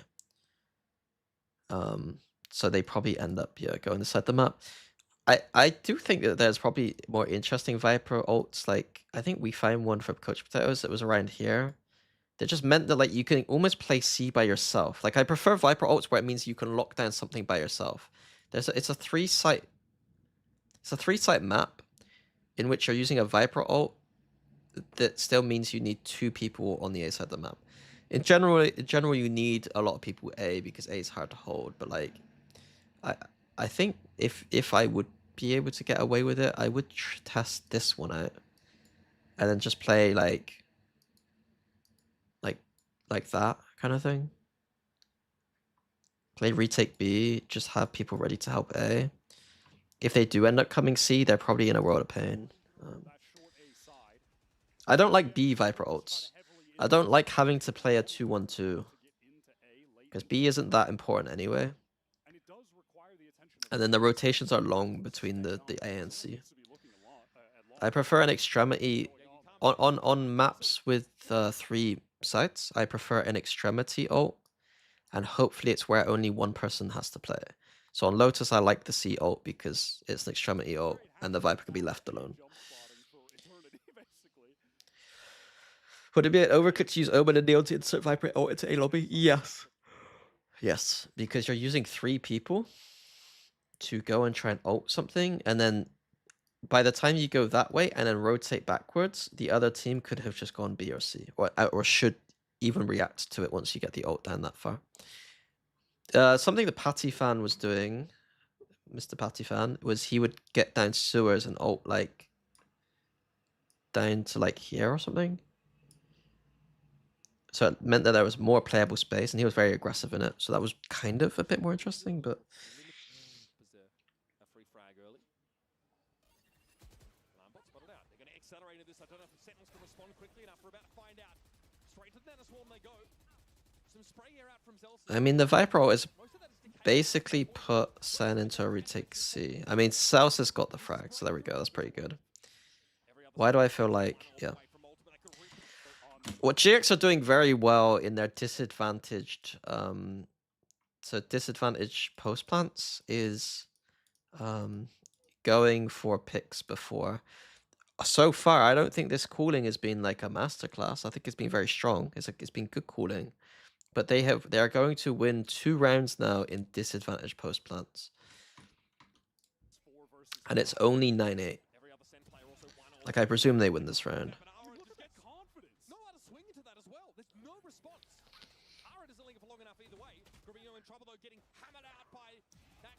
Yoru, that's interesting, Bacon. Yeah, if you had Yoru, you could do the deep ult, maybe, because then you could Yoru TP away. Like, that makes it more viable for sure. Oh no, SEN win, right? Yeah, SEN win this, okay. I do think Yoru is vastly underplayed on this map. I don't really understand why people aren't playing Yoru. It's like, grow up, guys. It's 2025. Okay, now SEN are playing Killjoy ult retake. Very dangerous to play for a Killjoy ult retake against this comp. One of the only things that I can truly say is like very strong about this comp is the ability to use Aftershock and Shocks to break Killjoy ults, although Cloud hasn't bought any shocks. This is a massive mistake by Cloud, actually. Cloud has prioritized buying gun and full armor over buying 2 shocks. And he's going to use 1 shock at the start of the round. It's actually very bad by Cloud. against the Killjoy ult. Hooked over from Sentinels. That's the round they needed. Very micro, but very bad. GX like play there for a second with the second pushing down beard, but not going to happen. All the KJ util over at A, so Sentinels don't have to over-invest in holding that site right now. It looks like Yezelsis is going to drift off of it pretty early. Sova drone back A. I don't really understand, like, what... All this util, and we still want info on A, and then we can't use that info on A. Really? It does make it feel like we're playing A normal. That's the one good thing about this. It makes it feel like playing A normal. But if as soon as like they see this Killjoy turret, they know it's a Killjoy retake A thing. And once again, like GX haven't denied A lines at all, which means that SEN are about to have a massive group up. I think from what I've seen so far, the first 6 rounds that SEN played were much better in terms of attack side cooling, in my opinion. I don't see the vision. I think that the coolers be good, but ultimately, I think if you're never pushing away lines on A, I can't say that you played the best Haven attack side.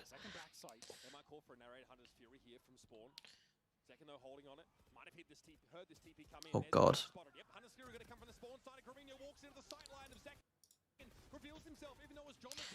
Like obviously, like the way you the very simple way to judge someone's calling is like how many people were close to your site when you hit the site. It's not that's like it's not strictly like the best metric, but like or like the most comprehensive metric, but it's a pretty good metric, right? To be like, if we hit a site into 3 people, did we call that well? Like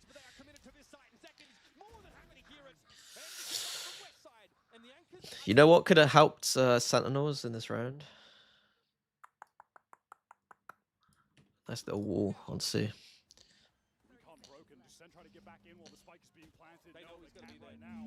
It's like what's happening right now is they're trying to hold the site with just a smoke. Where's the orb as well? The orb's in the choke. So this orb in the choke hasn't really helped them, right? Let's like actually see like how it helps. So orb C, so it does delay very nicely. But they just walk through it. They just walk through your orb. And now this smoke, the smoke is up. It helps me get 1 kill.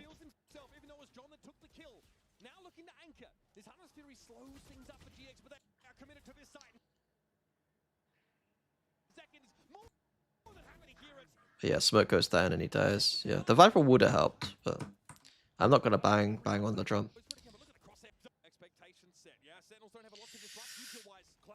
Everyone copies Genji stuff that plays normal C normal. I don't know what Genji does. Like, I've not studied Genji's defense to know like what they're doing around their C, but like it's kind of obvious that like if you're gonna have an orb here, they didn't really get any value from it. They either Genji are doing something with this orb that's more valuable, i.e. actually facing with it and not just smoking themselves off immediately. Or just use the fucking wall if you want to play like this. Oh, they just play here and here around the orb. That makes sense, yeah. There's no point of using this orb if you're not using it. Sliggy's saying that Genji used the orb by playing close to the orb a lot of the time. Whereas they're playing like... They're almost playing a defense like they're just going to play with this smoke. So the orb doesn't really get any value. Well, it gets less value. Sliggy, I don't know if you caught it. Thank you, Dry Peak, for the sub. I don't know if you caught it, but this first 6 rounds that SEN did, like the last 6 rounds here after the timeout, SEN were just walking into breach stun every single round. Like it was really bad. Like this calling here was actually kind of sick. Like everything was nice. And then they just walked into a breach stun every round. And I was just like, you can't tell me breach is a sick agent because a fucking team is walking into breach stun every round.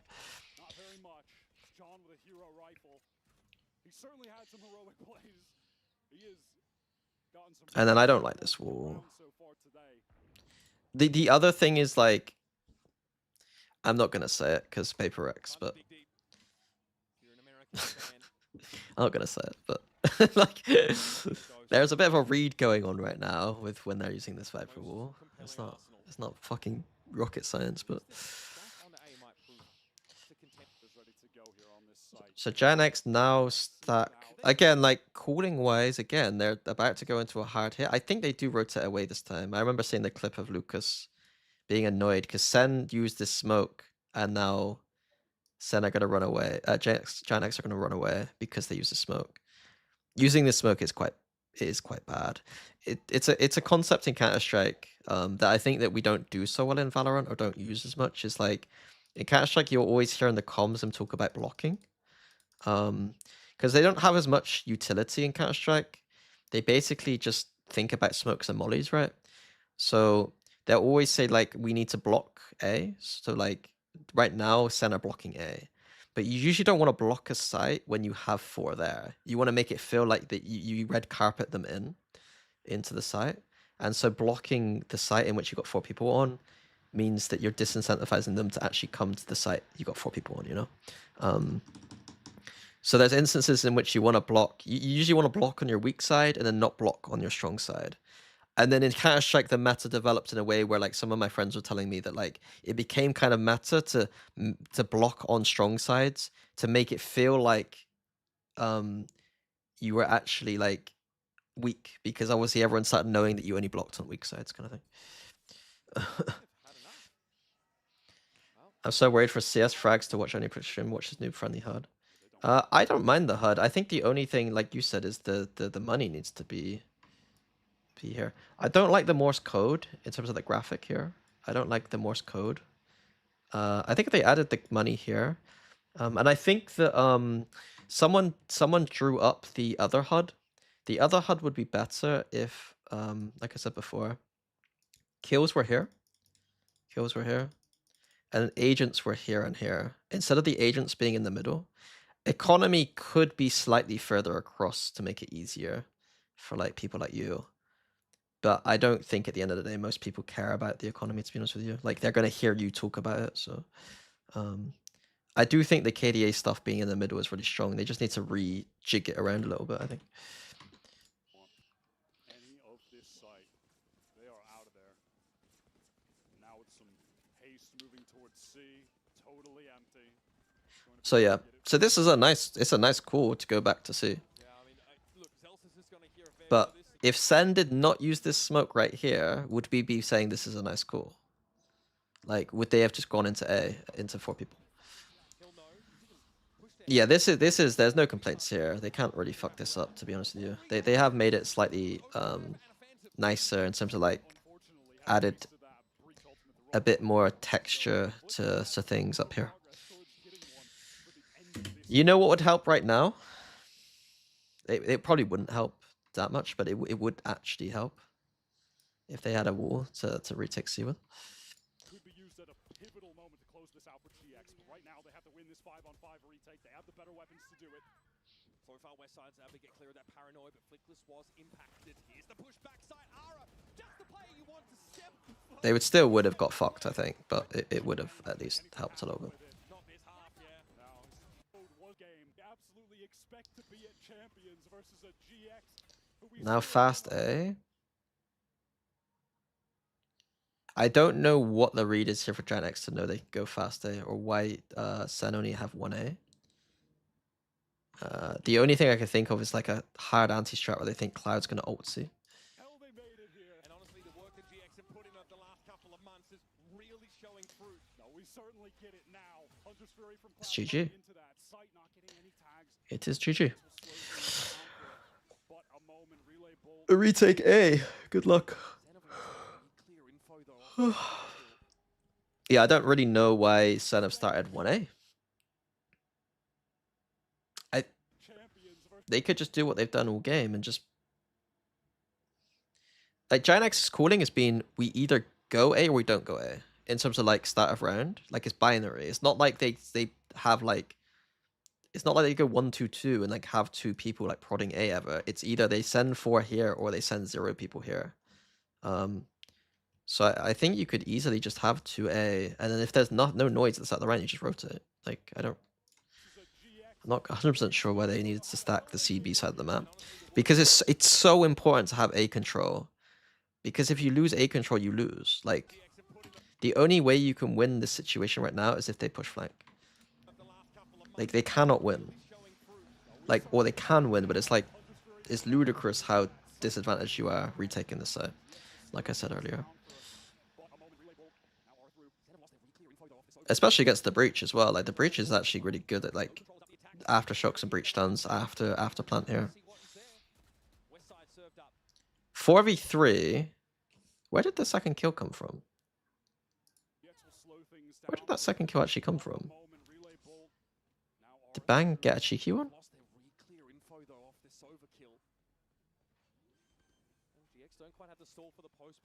Am I an idiot? What's Westside doing?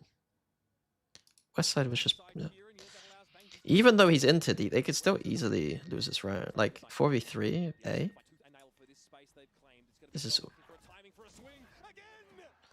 I told you, like, tiny little choke point and then a jump out. Like, even a 4v3 looks easy.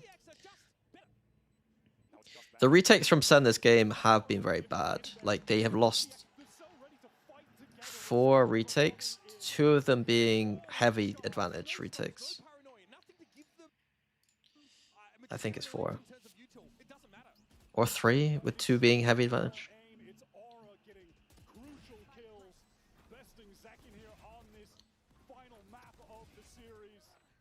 You think Bang should have ulted for flank retake? You don't want a solo flank ult. Like, they just needed to put some more pressure rotating. Pushing out. Again, I don't think this wall has got any value on A, has it? Has this wall helped them A? I don't know.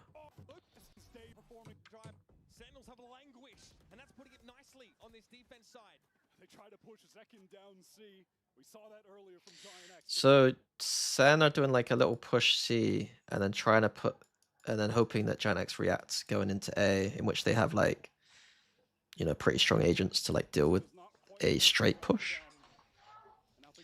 But that's not what's gonna happen.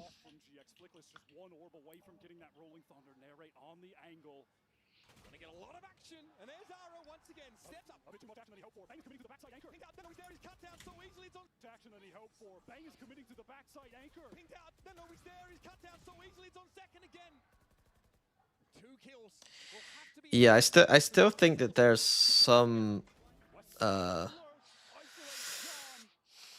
don't get me wrong, I think that Paper X do a lot of the stuff that like what I'm seeing Giant X do too, in terms of their attack side. So I'm not trying to say that like you can't win a trophy or anything with this kind of attack side cooling, but I think that there are holes in it. Like there are holes. Like to never they'd never pushed off A without sending 4 people, I don't think. Not the auspicious opening that SEN City were hoping for as they took to the stage here in Paris. Yep. But it's much the same fashion that they'd limped out of America's play. Question marks over their bow. Up against the GX team that finished of the Goliath in this parable. But yeah, it was a good game. The timeout from Pipson was big to get them to start pushing more, and Sentinels looked absolutely fucking fried when they're getting pushed on their attack. And then Sentinels' defense was pretty rough.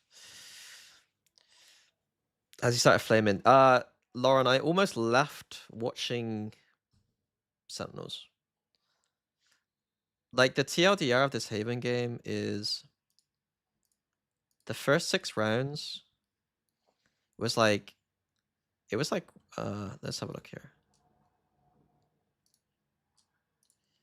This was beautiful by SEN. Like, actually really nice use of Viper. Pipson takes a timeout here. And GX just start pushing every round with breach stun. And SEN just walk into a breach stun every single round instead of just holding back for 2 seconds in the round. They just walk up and then get stunned every single round and die. And so if they didn't just do that, they would have won the game. And then I think that SEN's defense was They're using bad Viper tech, and they don't know how to play with the Viper tech they're using, I don't think. It's really annoying to see people think that Viper is worse than Breach, when this game does not prove that at all. Yeah, it really does not prove it. Is that an IGR or coach issue? It's a both issue. It's a both issue. I think game plan wise against the Breach, you should always know before even you play. Like, I would hope that any team that I would coach would know that playing against a Breach on Haven in the first few seconds of the round, you need to just chill, you know? And I don't think that's like specifically against any team in the world. That's just specifically against Breach, you know? And they did not chill in those first few seconds. And it's just a basic protocol. And then, like, I think I said earlier, like, the way you play against Breach is, like, step 1 is you wait for stun. And then step 2 is, like, if there's no stun, you then tread lightly, right? You basically walk around the map in a very, very careful fashion in which you know that you could be stunned at any second. But ultimately on Haven, you don't have many great trap plays you can do. So whatever stun they try to do in a mid round is not going to be very effective. Like if they do try to do some breach stun trap here or here, you can easily dodge that as long as you know it's about to happen to you because you know they've got stun. Like you just know it's about to happen kind of thing. Instead, they were just like running into B against a breach stun and getting full stunned, and I'm just like, well, you know the stun is there. Like you need to kind of bait it out a little bit or something.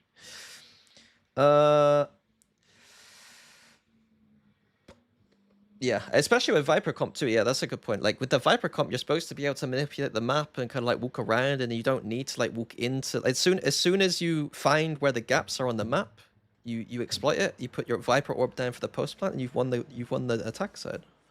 So yeah. Anyway, so we're working backwards. Haven was the most interesting to me. Which map do you guys want now, Corrode or Sunset? It's a bit of a fucking stomp either way. Corrode. Should we do a vote? How do I do a vote? Poll? How do I make a poll? Oh, here. Corrode or Sunset. One sec. We'll make it into a... I'll get a drink and I'll make it into a poll. You guys vote. I'll be right back. Actually, I have a drink here.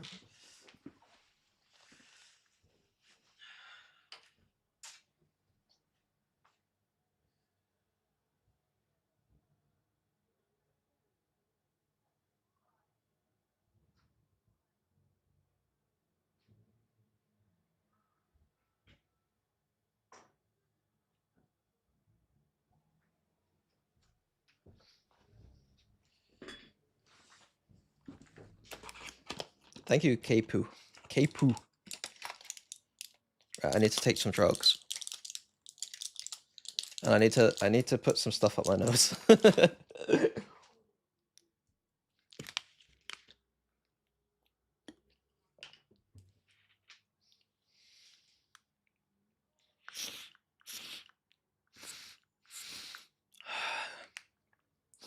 So Pansy will be able to tell you, but like I've had like a weird like cough for like the whole fucking year. And I got sick again recently, and so then when I got home, I went to the doctor, and I think I'm gonna be able to sort my shit out. Finally. Did you see? Did you guys see the picture of Sarah? I mean, I feel bad for laughing at it, and I feel bad for showing it right now. But she posted it. I'm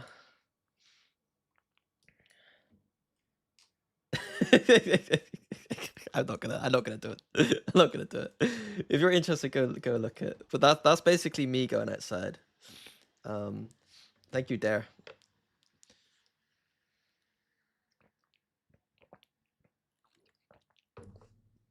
Thoughts on Corrode Chamber? I like Corrode Chamber. I like Chamber in general. I think it's like if you have a really good chamber, you can just play chamber. But I think that like the vice chamber, well, the problem is that there's not many teams who actually play it right, so there's no point of talking about it, is there? Vice chamber is like the combo, or what G2 is doing now is like Sage chamber, because I think the new Sage buffs, where like you use an agent that can like help slow or facilitate the chamber basically, which is kind of cool. Why do people play Neon in the Viper Hybrid comp, by the way? I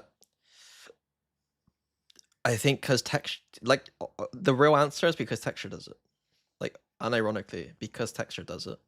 The amount of people I've spoken to that work in APAC or China who just say that their player wants to play Neon because of texture is like ludicrously high.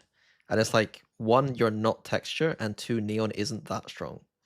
Like Neon's fine, it's just not the, you know what I mean?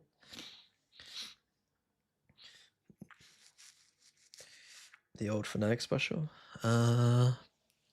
What maps was that annoying on? Like, I don't think there's many maps where we'd say that. I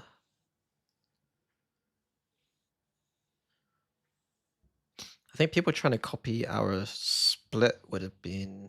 Our split was specifically designed for what we thought people would run though. What am I doing? What won in the end? What fucking won in the poll? Who won? I didn't see. Sunset?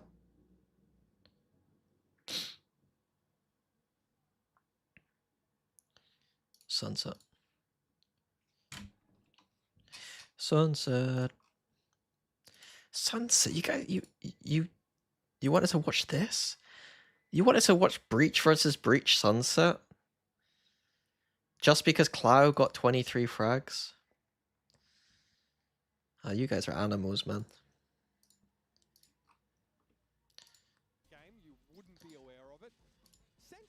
Sunset might be one of the least optimized maps in Valorant.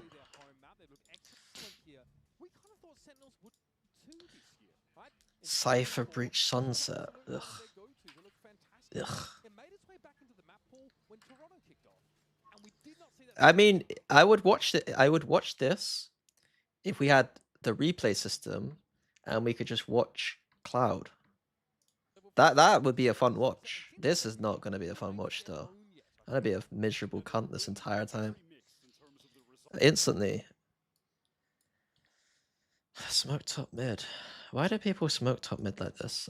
The smoke top hits. The smoke here is so much more interesting. You could be the worst team in the world and use this smoke here, and I'm gonna think you're cool. This smoke allows the team to rotate behind it. It doesn't threaten any top mid push. This smoke stops players running through to rotate, and it threatens a top mid split.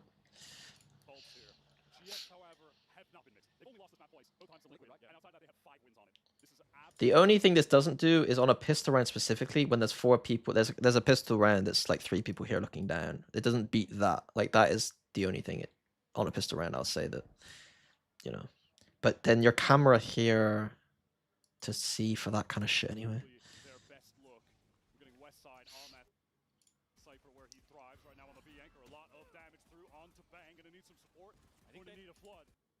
So the strategy for GX is going to be hard hold the back of the site with smoke on the right side. And the question is going to be, can SEN deal with that? The way SEN could deal with that is by maybe doing other things, because you don't want to directly go into that line. But if they ain't using this smoke, then already I'm probably not going to see that.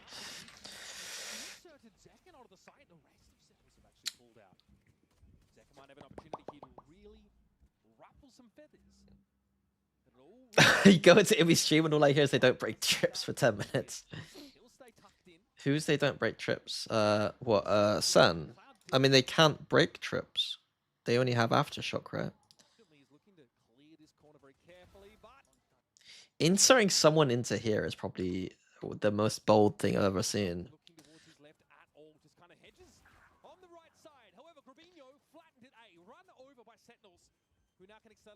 I wonder what post they do. They're gonna push spawn. This is a brawl. First kill. Zelsis ready to flash, maybe to fight towards spawn, but no, SEN going to call that off because of the one-way likely. He's just playing right now with that fault line towards Link when GX try to get back in here. They do have a good amount of... Yeah, the one way, it's like Bang, it's true, like they one-wayed themselves off despite Celsius having what others would call like, is it catalytic util? Like util to be able to like actually fight. They've like completely done the opposite thing. They've just bunkered themselves in with fight util. First kill. Zelsis ready to flash, maybe to fight towards spawn, but no, SEN going to... It gets very awkward when they don't. If this smoke goes down, it probably gets very awkward for them. He's just playing right now with that... Luckily, they have trip for flanks, so they can kind of show, I guess. Back in here. They do have a good amount of breach util of their own to do so. Zelsis still holding onto it. Veins starting to emerge on his forehead now. Patience, patience, and release. It's onto the site now. Giant X aren't boring. No, they're not boring. I think Giant X before getting Aura and Flickless were extremely boring. Like they played some of the most just middling Valorant I've ever seen. Whereas now with Flickless and Aura, they at least do a lot of proactive stuff, and they do push and they're aggressive. But before that, it was hard to be excited by this team.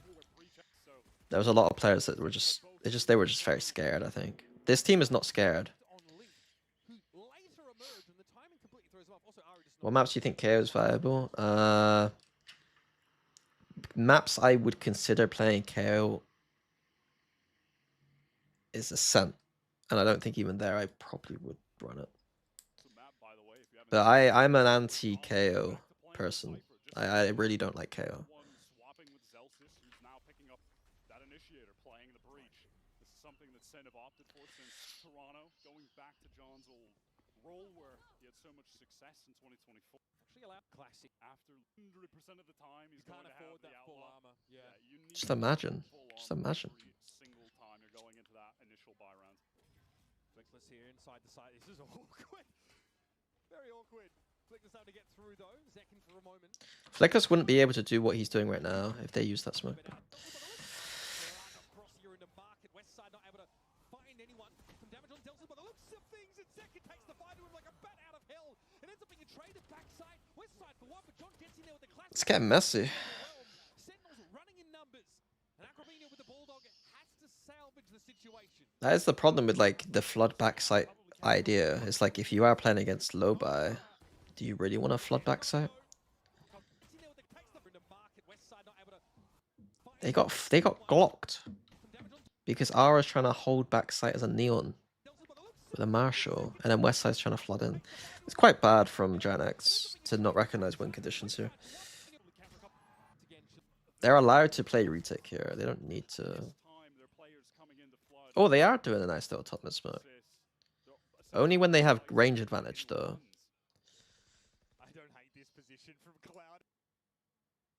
It's so dirty. Was that with the closed door? Because Narrate didn't. Oh, Narrate didn't haunt, and so probably most of the time he haunts that. That's kind of funny. I don't hate this position from Cloud. It's so dirty. Glocks. Mini says class something clatter out loud for real. What is that word you're trying to say? What is this? What's that? What's clacker?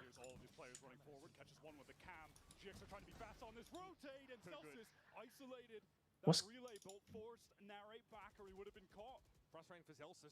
It's like a slur for AI.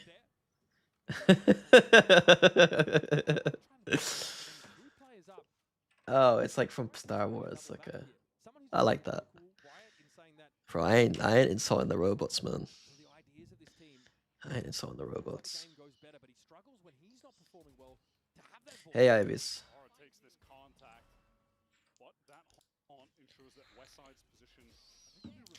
C3PO. Who's more fruity, C3PO or Boaster? What options do they have? They've had no mid control at all, and Gravino is able to scope up in time to deal with John.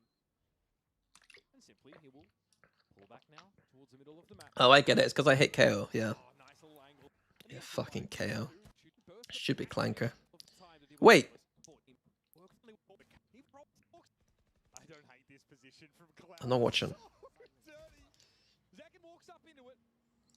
And so GX will take their pint of blood early in the round. Nicely done by Westside. Oh, Westside with the sheriff is nasty. So active in these early rounds, so proactive, looking to work the map, push up for I don't know what's stronger, Westside Sheriff or GC Sheriff.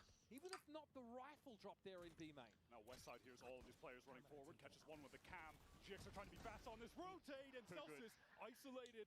That relay bolt forced narrate back, or he would have been caught. Oh, what muddiness. Narrate considering a double back here. Somebody's been very vocal, Wyatt, in saying that when he can contribute more to the ideas of this team, it feels like the game goes better, but he struggles when he's not performing well to have that voice. Power takes this contact, but that haunt ensures that Westside's position could be revealed. I'm not couldn't tell actually if he broke bad for his flick was regardless. Just take the orb, guys. Could be revealed. Oh, it's only a Cypher ult, I guess. Narrate's gonna get it either way. A bunch of nonsense. Celsius a little bit. He stood up for there, Eco. But he didn't know what to say, really, did he? He just sort of stood up. Maybe Sen just aren't good against breaches. I mean, it's a stinger buy, so like you gotta go all in. But like going all in against a breach, you're basically saying, are we? I feel like defense here probably has advantage, right? Okay. Like, as in, what I'm trying to say is like, you know that the breach is probably just gonna stun the line, and so you're probably gonna get fucked up. But he didn't know what to say, really, did he? Just sort of stood up. Grabinho, why? They're having problems standing on their feet right now. Sentinels cut down aggressively. Grabinho's able to push up. A lot of like the old school breach versus breach stuff was like trying to bait out their breach stun, you know, like really thinking about the ways in which breach was being played. Very quick with that reaction. Sen just go for the NA. Do you see Westside and said Paco taught him the game using anime analogies? Oh yeah, I saw that. If that's what you need to do to coach Zoomers, then I'm fucking done. Maybe that's why I only did well, is because Alpha and Leo just didn't like anime. And Kron was indifferent, probably. What was the first one? I like anime films, though. I just haven't watched much TV shows. Sen, all right. Well, we're getting into mid pretty quick. R's been able to pick up that operator quite early, and the buy. If I could just say your shit without needing poetic analogies, surely that's enough, right? The plant, obviously. So the armor, not ideal. Bang with just the Guardian. And on Corrode, as soon as they knew that Ara had an operator, they stopped playing his parts of the map. They avoided him entirely. This time, no, not the case. They've got the Neon, of course, who can take this space aggressively, but Ara's going to repost up on this corner and might have a timing. Shouldn't they be good against breach, given how much is run in Americas? No Aura's in the location. Yeah, probably. And you're running into the site that Westside is anchoring, and that is where I was gonna go through TV shows, anime TV shows. Like my preference for anime, for what it's worth, is like old school 90s vibe, like Ghost in the Shell. What's it? Perfect Blue, like Akira vibes. You know what I mean? I like Cowboy Bebop. Yeah, like I was watching some Cowboy Bebop recently. Cowboy Bebop is very good. The intro song is actually ludicrously good too. Like it has. I was watching a video about the song as well, because it has no business. There's no, you know, when some stuff like is just unreasonably good, and you're just like, well, you really tried there, didn't you? You really did try, and you fucking cooked. Like, I think that's the thing I like most about things that are creative, you know what I mean? Even like Valorant, like, it's like when people do stuff that's like unreasonable, you're just like, you gotta sit back and just be like, okay, you did kind of fucking own that one. And that's why I'm so angry when I'm watching this. Why can't you be the equivalent of the Cowboy Bebop intro theme song? It feels like they've always got something. Pipson has them drilled to a T. But this team, one game in stage one. Have you watched LOTGH? What the fuck is LOTGH? Lord of the Yeah. Aura and Flickless. Oh, Legend of the Galactic Heroes. No, They make away with I haven't seen 3 it. rifles, saving on that prior round. Invested so heavily into this one, of course. They have that Nightfall to play around from Narrate. Black Mirror. Black Mirror isn't That Rolling Thunder for anime. Okay, that was a TP across tiles by the looks of things by Bang. Smoke top mid here. He's already drawing that potential high-low setup across for GX, leaving A pretty lightly held. I do like Aura's angle here. I like when players use this angle a lot. Where they just chill. Like, I don't think this is a bit overplayed, but then they are using smoke, so you could just play this angle. So Breach used to get line and then rotate away for the side of the map. Now what does SEN do? If SEN don't push off this line, or go for a shot like that, which they probably won't do, then they're kind of in a painful position. They're just... This is a crime on Sunset, I think. The amount of teams that just go 5 middle with 2 smokes to smoke top middle. Oh, so boring. These dark covers are going to need to be cycled yet again from Bang up towards tops. So SEN can safely maneuver around this area of the map. Okay, so they are trying to re-clear A, and then I presume they're going to go for a B split afterwards, although I'm a bit confused why the spike is with Fade right now. The second one being used, of course, to be able to use a third. Unless they do it the other way around, where the Neon's going to wall in and make noise B, and they're going to go A. But I'm confused why Cypher's A main if they're doing that. Like, what's the Cypher going to do here? Do they just want to see if someone is over towards A? Are they going to make noise and then try to pivot back into a B split? Okay, with this position, I think is this. Top mid split? They really made any noise towards A just yet. Nope. So it felt like they actually weren't sure themselves. They can fake here and go here, or they could fake here and go here. So they eventually decide on the B fake. When it comes back available, but Zach is going to go straight to market anyway. Sees the trip, clears it. He gets killed. Wow. SEN are trying to pivot into some kind of crazy A split right now. A smoke is placed top left mid for Zelsis to maneuver in. Arsenal has this operator not spotted out. Dangerous there, very dangerous, but Bang goes for a diligent little shoulder peek. Ara, those asking for more, and there's no opportunity to trade it back. Flickless may have fallen, that's a breach util gone, but most of it was already extended to the favor of GX now. We've got 12 seconds left in the round. Sentinel's accelerating here.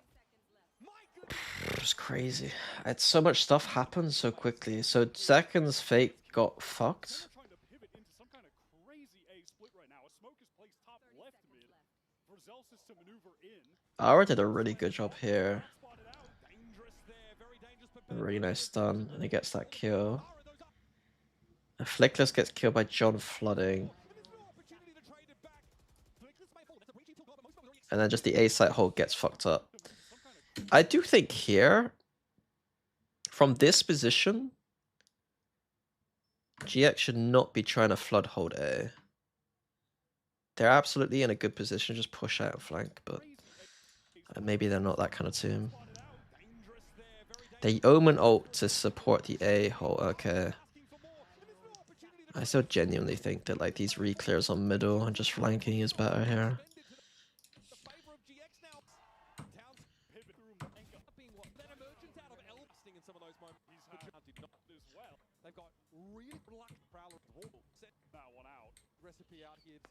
Sentinels are experts in beating bad Chinese teams. Do you think XOG have any chance? That's pretty funny. I guess when you put it that way, I already thought Sentinels are going to win, but now I really think they're going to win. There's a lot of pressure on Sen though, like realistically. Like making champs for Sen in a region where like we could say that Americas doesn't look amazing, I think probably isn't enough for them. Pardon me.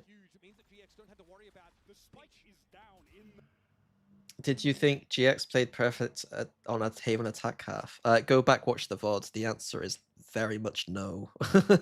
They played a decent attack half, but to call it perfect is gross like misrepresentation of some of the best Haven calling we've ever seen. Thank you, Sonia. I think honestly, this year Boaster had that masterclass against Vitality that was better. Even just this year. And I think that like I don't think it was particularly much better than a world-class Haven game. I don't think it was a perfect attack side. I think that again, to reiterate, they did not push off A lines enough on Haven. SEN the entire game had A lines. They had the line on A every round. Like you can't call it a Haven attack side perfect if the other team literally can leave one person deep on A with a comp that shouldn't be allowed A lines and then play 4 BC. What do I think of Among Us? I very much like Among Us. But I worry that if I got into it with you guys, I may ruin any friendships that I had with you guys. Because my friends played hard. My friends played a hard Among Us. I've made people cry. I have made people cry playing Among Us. So I don't know if you want to bring that version of me back. Yeah, my friend made an ELO leaderboard for us as well. Like I had to remove myself from the ELO leaderboard just so that I just have fun playing because I was like I'm not being that guy.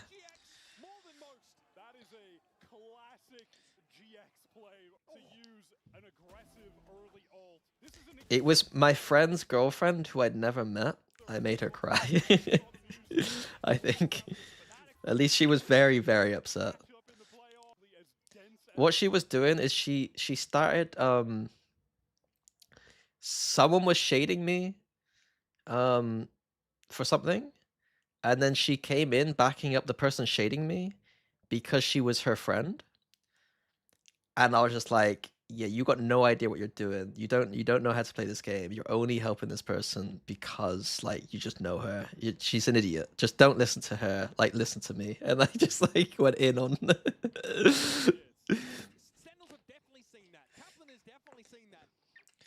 It was true though. She was only confirming the sus because she was friends with the person.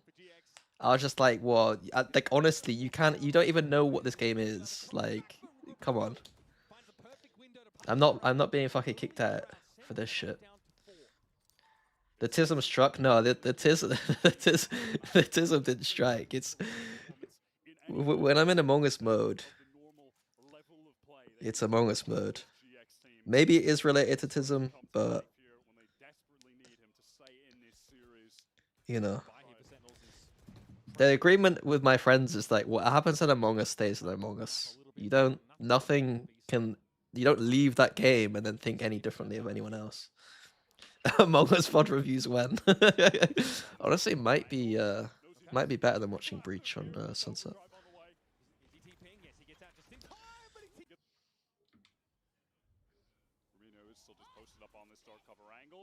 Like the amount of times SEN, so GX are winning partly because Aura has always got a line, and then they can just stack the other side. Like GX are always like fairly stacked up. Where, how'd they get the kill early as well? Just peeking with the stun. Like once again, SEN falling for the breach stun.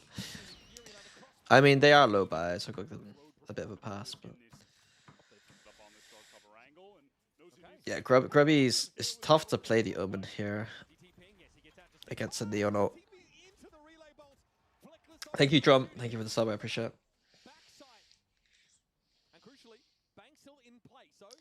Anyone who does medbay clears, I think we had a rule that I think we had rules about some of that stuff. I can't remember. I just remember some of the lame stuff we would try to rule about.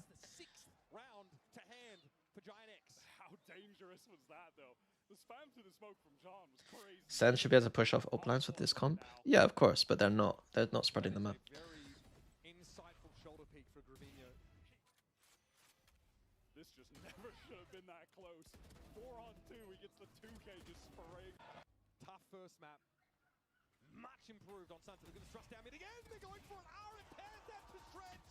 Sentinels barely get out of bed before getting. There was a famous thing that happened in like, well, not famous, but like in my group, there was like a big meme that happened because someone got so angry at someone else that they said they had space dementia, and that was a big, that really, it really does make me laugh.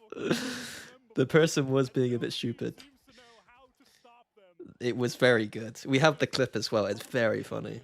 I'm not going to say who it was either, because it's probably someone that a lot of people will know. Not a Valorant person, though. But it was a banger.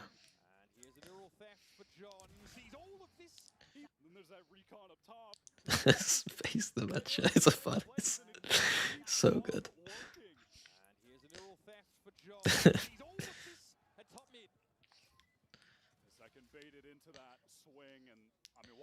Why is she happening this round? So a aggro play from GX and Sen just don't. Yeah. GX's aggro plays are just. Yeah.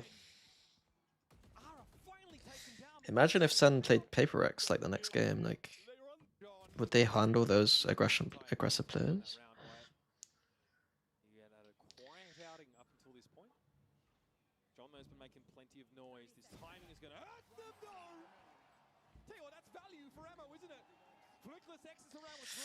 Does Sen have space dementia on this map for Giant X just galactic brains? I think there's some space dementia. There is some space dementia, yeah. They got home turf advantage as well. They're in LA on Sunset. They should have home ground advantage, but for whatever reason, yeah. I think the theme for Sen in this best of 3 is not being particularly amazing against the breach. Like, they're not baiting out breach stuns, and they're walking into breach stuns quite a lot. They're not doing a good job of playing against the early round aggression that breach can provide, and not doing the best job of playing against the obvious traps that breach stun can have. In situations where we've seen GX, God will slow down. This is they guarantee you both coaches knew the exact 3 maps. What GX doing well? I mean, they're doing what they usually do well, which is their defense inside in general is strong because they have a pretty good understanding of how to play aggressive with the breach, and some of the standard kind of like breach trap stuff they're good with. And they're usually quite good at being proactive on defense. Like, once they lose space, they are usually quite good at being like vertical on the map, like pushing out. They haven't really needed to in this best of 3 though, I don't think. They've not really needed to push out too much. They basically do things that, like, it's pretty simple. It's like Aura will get a line, then they can play 3 towards the other side of the map. It's like simple, but like it's working. They play a solid double initiator game. You know what I mean? Do you think Sen will adapt and win a rematch? They should have won Haven if they had just done some of the basics better. Readjusting their defense Haven, I don't think they'll do. But I think the attack sides in general, they should be able to recognize the breach, what they were, the amount of value they were losing by walking into breach stuns was like incredibly high, it felt like.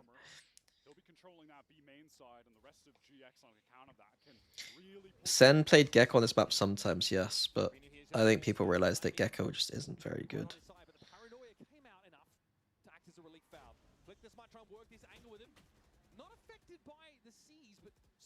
What's my favorite comp on this map? I don't know. I don't like the way I'd approach it is what I don't like. So I don't like Breach, and I don't like Cypher. I don't mind Neon. Don't mind Neon in this map. like this is okay, this is okay. I wouldn't go so I go fade.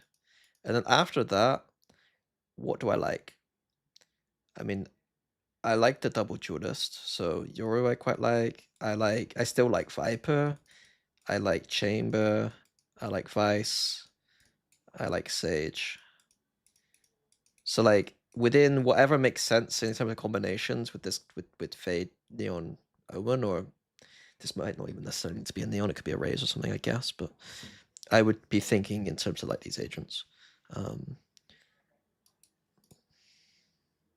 I don't like Deadlock, no. I prefer Sage.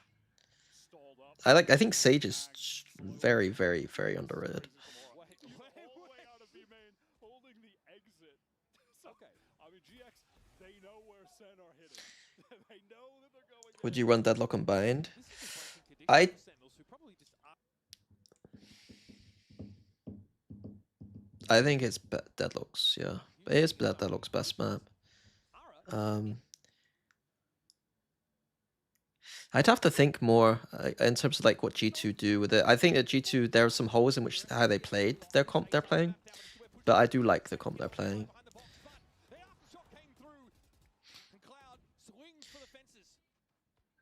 Wendler was trying to tell me about like the no Viper stuff, but like something in my soul still feels wrong about not playing Viper on Bayern, but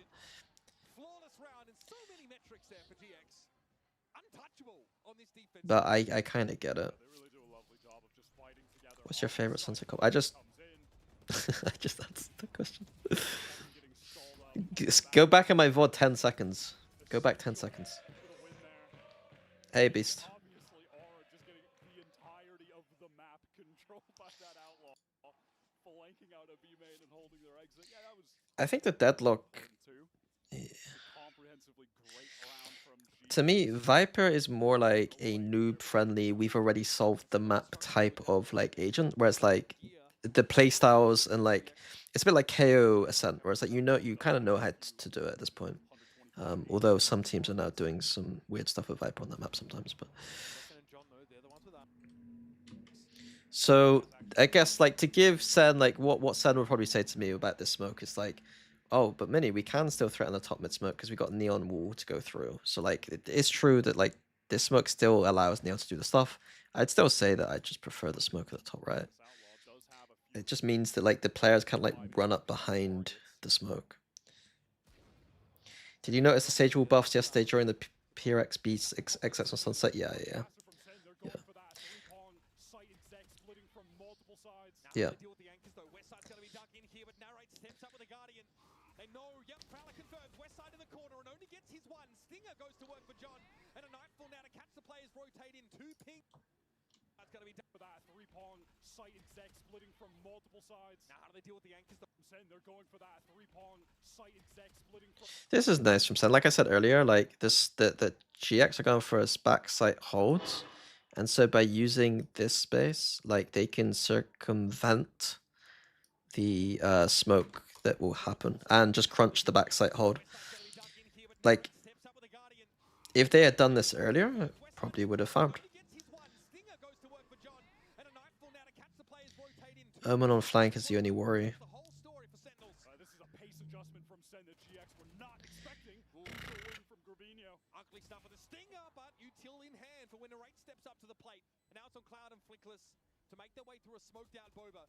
Money, damn good for GX, and it might be worth going for it, but they are caught off the site. Cloud wants to wrap around, has a lot to say across the stage so far this game.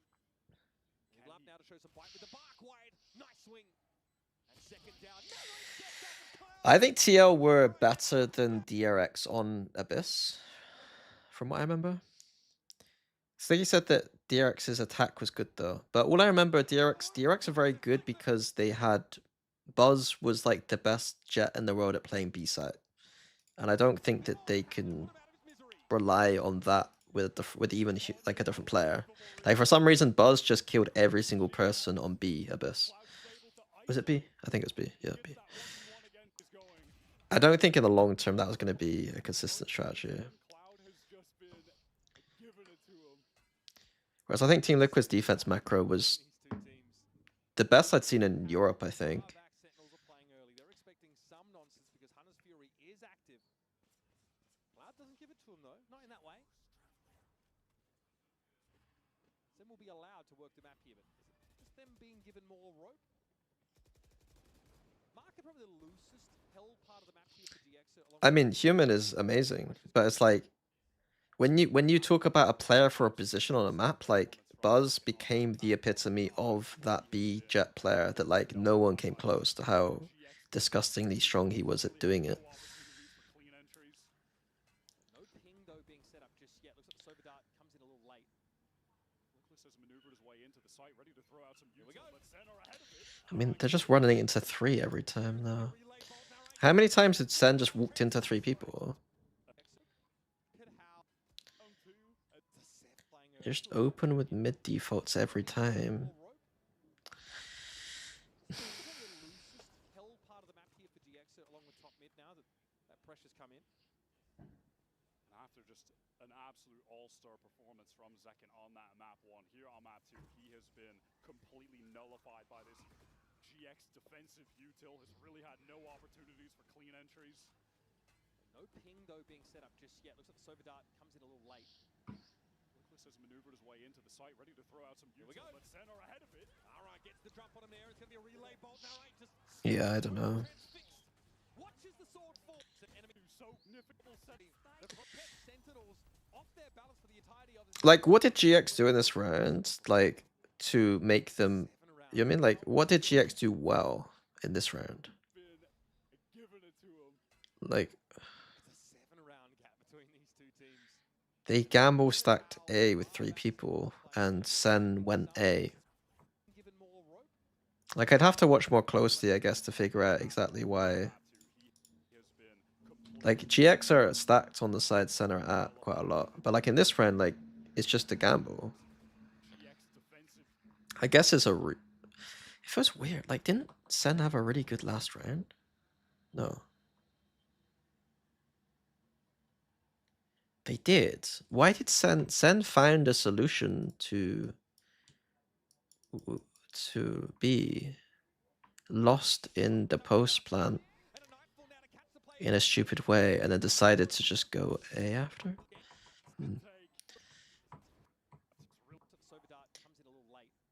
Maybe they thought that GX would just like stack. I don't know. The amount of times I've seen Cloud ult here for A though is just like so high. Maybe it's easier for me to understand GX because I've watched so much of them in EMEA.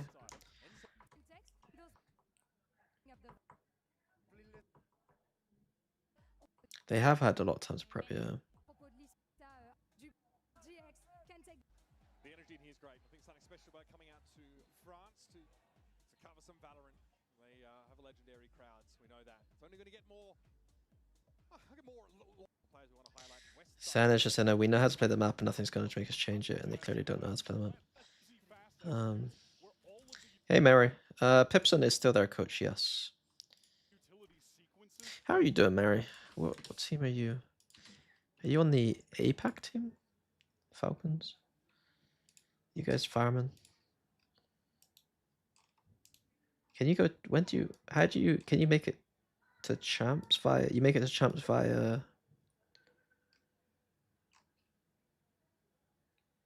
Wait, can you make it to champs? Next tournament? Oh, okay. Is it, how many slots is it for APAC? Is it 2?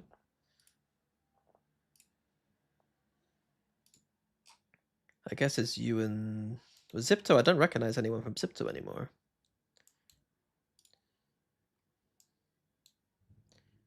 I guess you're at champs, to be honest with you.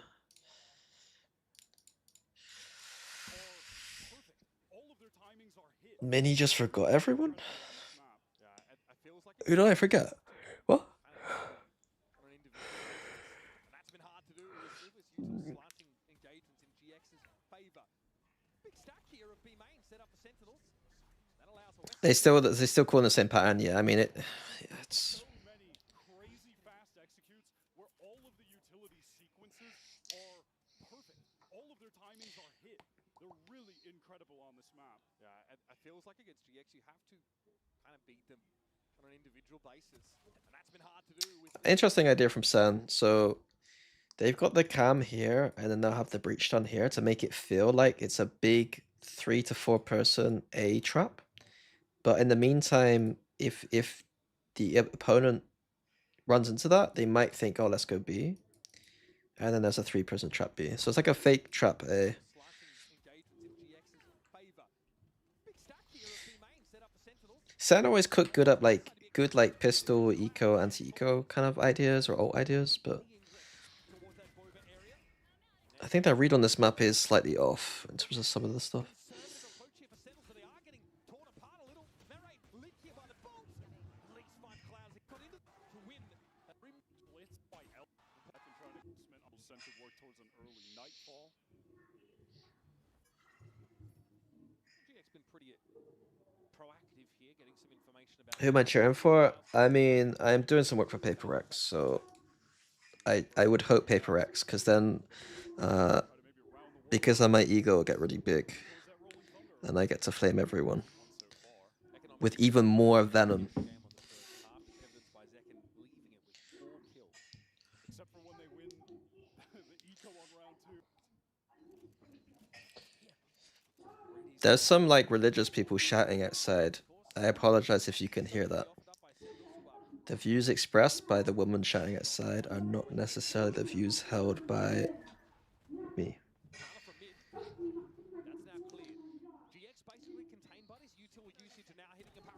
She's hitting like a little drum thing.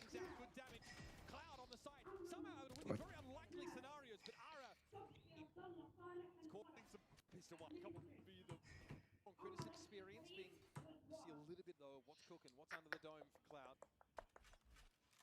You mentioned that Hunter's Fury just a whiff away. It's like you can promote coach potatoes with the champs win. Yeah. Fault line set up if there's going to be some aggression from Sen towards. It'll be very interesting to see how the next week goes. GX could go for a bit of a refight. Because I haven't done much with them yet. But it's just a safer cross setup for the Sentinels defense at the moment. Fault line set up if there's going to be some aggression from Sen towards. So Giants are just walking into the breach too. So what I was kind of criticizing Sen for, GX is doing the same. So GX got Sen have got a line. They just play 3A. They're gonna walk straight into a breach ton probably. Safer cross setup for the Sentinels defense at the moment. Fault line likely set up reactively here, or to set Ara up. Now they can get more aggro with it, especially with that drone getting the information. Okay. So it's good reactive fault line that comes out from Flickless. Just to The fighting here is kind of bad. The Prowler flash, nothing off of it, just kind of wasting it. elbow pressure. Look at them pulling back on A entirely. There's no movement on the map at all. Feels far more awkward here. Like Sen, don't explain it, but it's like Giant Sen are like more scared. Like, so we saw the breach pivot towards here. When Giant X were kind of doing this stuff, it felt like they were more all in. So like they would actually like, you know, they got 2 people here. Like they would kill if you went up here. Whereas Sen are like kind of in and out. Like they're not. They got 3 people here, but they weren't really ready to like fully hard collapse on anything. Honestly, feels uncharacteristically slow right now for GX. Hoping that someone from Sen will maybe overextend. That Prowler's going to get the information on Aura in the corner. I'm looking for decisive calling on this execute from GX. I think it's kind of crazy that Neon. So Neon has this. Cypher just stays. Like they could do something. They either just hard gamble or they could just, I don't know. Like essentially Sen are now playing strong side on the side of the map in which is easy to retake on as well. Like retaking A is easier. And they're now like trying to hard hold the side that's kind of weaker. I mean, this is nice though. Like they have a nice like triangle going on where like there is, you know, like crossfires that can be enabled. So Narrate is in a decent spot to get kills. But now it looks stupid. There it is, nice little flash through the smoke. Little two-piece from GX now. Assume control of the side. Westside peaks out, might They be do have gun disadvantage, so gets the opening with the give them a free pass. Might make things hard on the side. That's John down. Westside sharp as attack, folks. And Cloud will hold his ground. Yeah, some interesting classic moments as well. The first couple of rounds kept him in the game. World caliber. Should be studied. GX, it's unreal how they've come alive. Now we're finally getting to see what they're made of in the second map of the series. John has the trip set up for backside control. We'll see if they try to make their way out in Oh. second. I know John does get that catch. Ara in the corner. Still a lot Surprised Ara, as soon as Ara gets to like here, Has the trip unscathed, he probably needs to slow down, right? control. We'll see if they try Like to ciphers have trips there a lot. John does get that Like if you've not hit a trip early, like you probably know this. I don't know. Still a lot of side control for GX. Now they are deep. They can anchor in the post plant. I think you need to be more safe when you enter the backside there. as well. Sen have all the tools. Honest Fury though. Cloud gonna try and bang by the looks. Grubby. Back towards spawn. John tagged out. Has the dodge away. Some damage done. Sentinels are against the clock. Need to get in here. Sting and Epheselsis looks like fault lines avoided by Flickless. He tries to get ahead of the game, and so far not too shabby. But Second is tagged out. Sorry. Has the dodge away. Some damage So it's a heavier market flood. get in here. Sting and Paranoia backside with stun across stairs, I think. tries to get ahead of the game, and so far not too shabby. But Second is up on the side and demanding some attention. Brought down by Cloud, and Narrow's got to step up in his absence. Dog bang. Flickers always wins those there.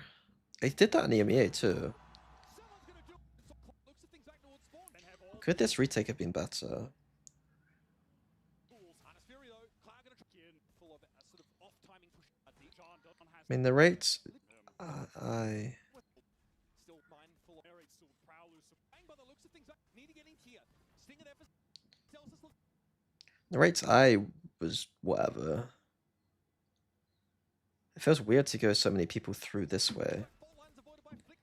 Like they walled themselves off to like path up. It's a bit weird. Game, and so far not too shabby, but Second is up on the side and demand Yeah, a little bit strange. attention. Brought down by Cloud, and Narrow's got to step up. Dominant. It feels effectively over. Do you think Claire did a masterclass in Haven? No. It was good cooling, but definitely wasn't a masterclass. Go back and watch the VOD. I did the Haven already. From both of them, and that's still one. I feel like Haven is such a wild card map to look towards our third here. Sentinels have to have put in some extra work there. When GX get to control the tempo, they look head and shoulders above. Sen have I mean, you could argue with the tools that he had. Nah, I wouldn't argue that way because Counter-Strike, we put the emphasis on the IGOs, not the coach. I was gonna think like their macro didn't. and it is done. There was a part of the macro game that was off on the attack side, and it's like, who do you blame at that point? I think in Valorant, I'm more likely to say that the coach should be. It's gonna work mid again. It's like we have very young IGOs, Sentinels here, Second opts to go out. and it's probably the coach's job to like help them. Setup was there for him. But then in Counter Strike, it's very much like we treat the IGOs like they're the fucking king. So it's like With 8 and 16. I think it's unfair to do it differently in Valorant just because Meet up with the rest I know that the of the in B I don't know. to close this game out. I think Valorant is a much more coached game than Counter Strike. Pretty one-sided maps back to back. If this round goes the way we expect it to. So if I see a hole in the Into this series. macro, I'm usually going to be pointing at the coach. Whereas in CS, I think that IGOs get more shit. John will have the drop on the site. Cloud with the plant now. Going to be forced out of the cubby by that arc shot. John's going to have to get active. Another cyber cage set up. He does not want to show himself. I get it. But Ara and Cloud already into this series. Round goes away. Setup was mid again. Pretty underboard. Sentinels here. Second opts to go out. Look for something. The setup was A mid And it is done. fight, a mid trap, The game plans on because of the track camera, are just genuinely even through a smoke. It's an interesting idea. again. Pretty underboard. I mean, he does get killed stunned. Look for something. The reveal's so late as well from... It's going to work mid again. Pretty Oh no, it isn't. underboard. Sentinels here. Second opts. It looked like it was late, but it wasn't. That was a nice idea. It just looks stupid cosmetic stun. because they died. Outside of into the corner, and Ara not able to fully clear it. Still suspicious. What's the best plant spot on B? On the stairs if you play offsite, I think. The drop on the side. Cloud with the plant now. Could be I think on the stairs in general is pretty decent. John If you got market control, then probably front side. Set up, he does not want to show himself. I get a Aura cloud already racking him up, and John eventually falls. Delta's P's in, gets one with a rolling. Okay. Put him to bed. I'll be honest, I wasn't so locked in that I could really praise GX as much as what I probably should have done.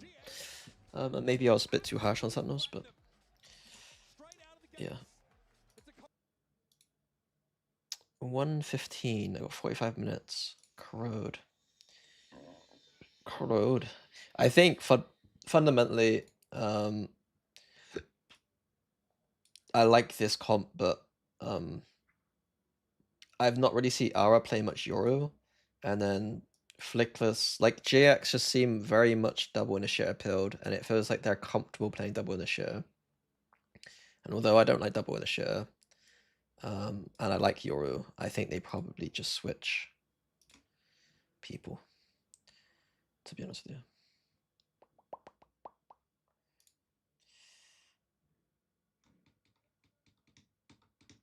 What do you mean with the 0.25 days?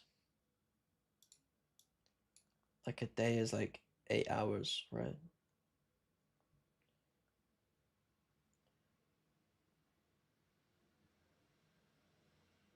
Like a work day. Leak out PaperX corrode.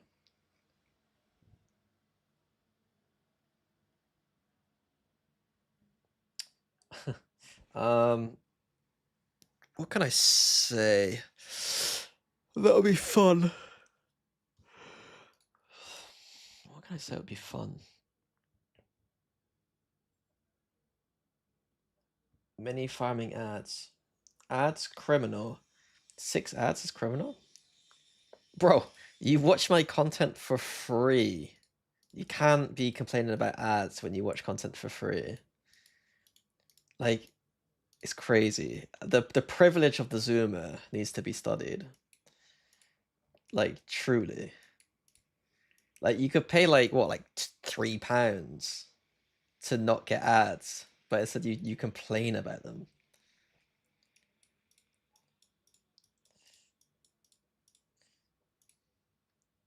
He can't hear this shit. Tell him after. As ever see you look like Ed Sheeran. Yeah, too many people. It makes me annoyed.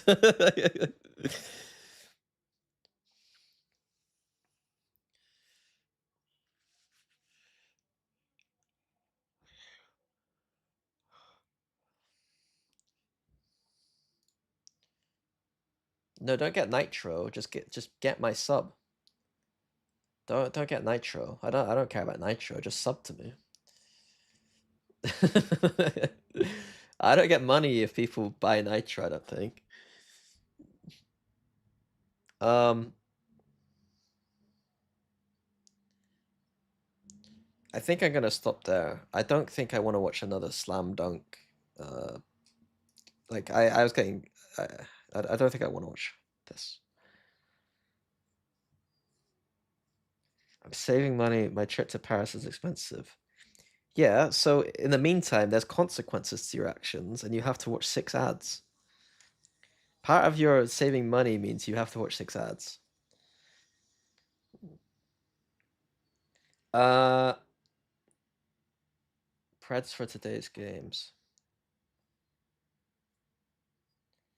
There are no companies buying ads in my country. Okay. Preds for today. Oh, this is banger. I think that DRX are going to be better than people expect. Like, I just think that, like, you can't tell me that, like, a team with, like, these players and the coaching staff they have that isn't going to actually be alright. Like, I refuse to believe that they're just bad, you know what I mean? And then whenever they have a bit of time between tournaments, they do seem to, like, nowadays cook. In the past, they wouldn't, though. I think Team Liquid win, though. And then here is interesting. I just got this weird feeling that EDG are going to be very good, even though they shouldn't be. Like, they shouldn't be.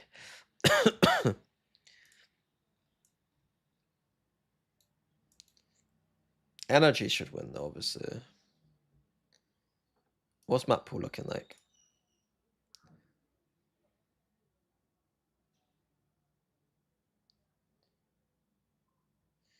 Yeah, I would have slept 4 hours in a month.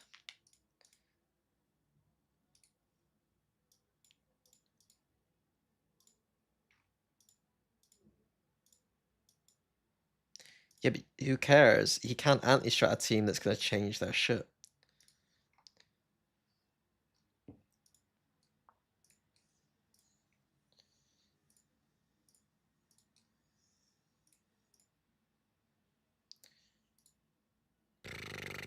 So no sunset. Bind. No sunset. They like Lotus. What do EDG like? So they ban Lotus.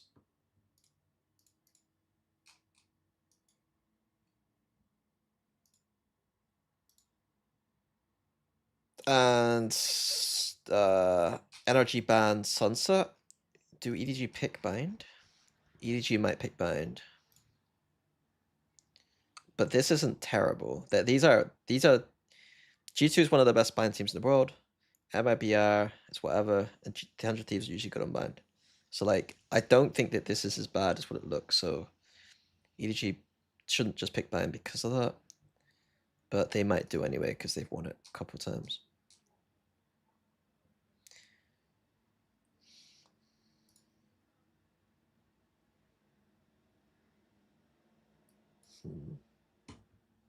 Yeah, I think energy should win. Thank you, Squidlo. Did you play any League MOBAs before? I have played a very, very, very small amount of Hon, like a couple of games. I've played a very, very small amount of Dota, and I played a lot of League of Legends. Unfortunately. Will you wear the slug shirt when you get one? We were discussing this yesterday with Sliggy's stream. Sliggy shop merch. What was it called? What one do I want? I think that I like this pink one. It's kind of cool. I think I'll go for a t-shirt. The only reason I can't go for the sweatshirt because I refuse to have Sliggy's name on my arm. I can't have Sliggy's name on my arm. I also think it would be funny if I just wore a jumper with Sliggy on it. That would be kind of funny. Slug mug's funny. I think I'll end up getting a tee.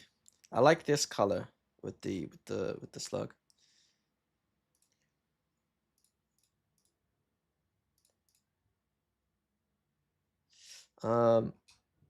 Yeah, I think it would be funny if I just put a jumper with Sliggy on it.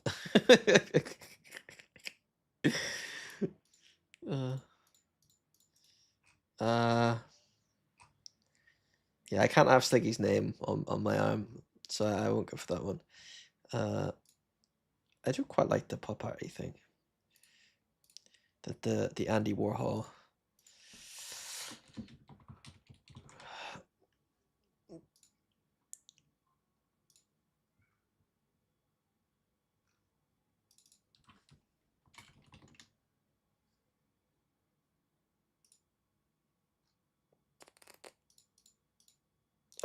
Right. I'm gonna keep it there. Right. Is Sliggy live? I can just raid Sliggy.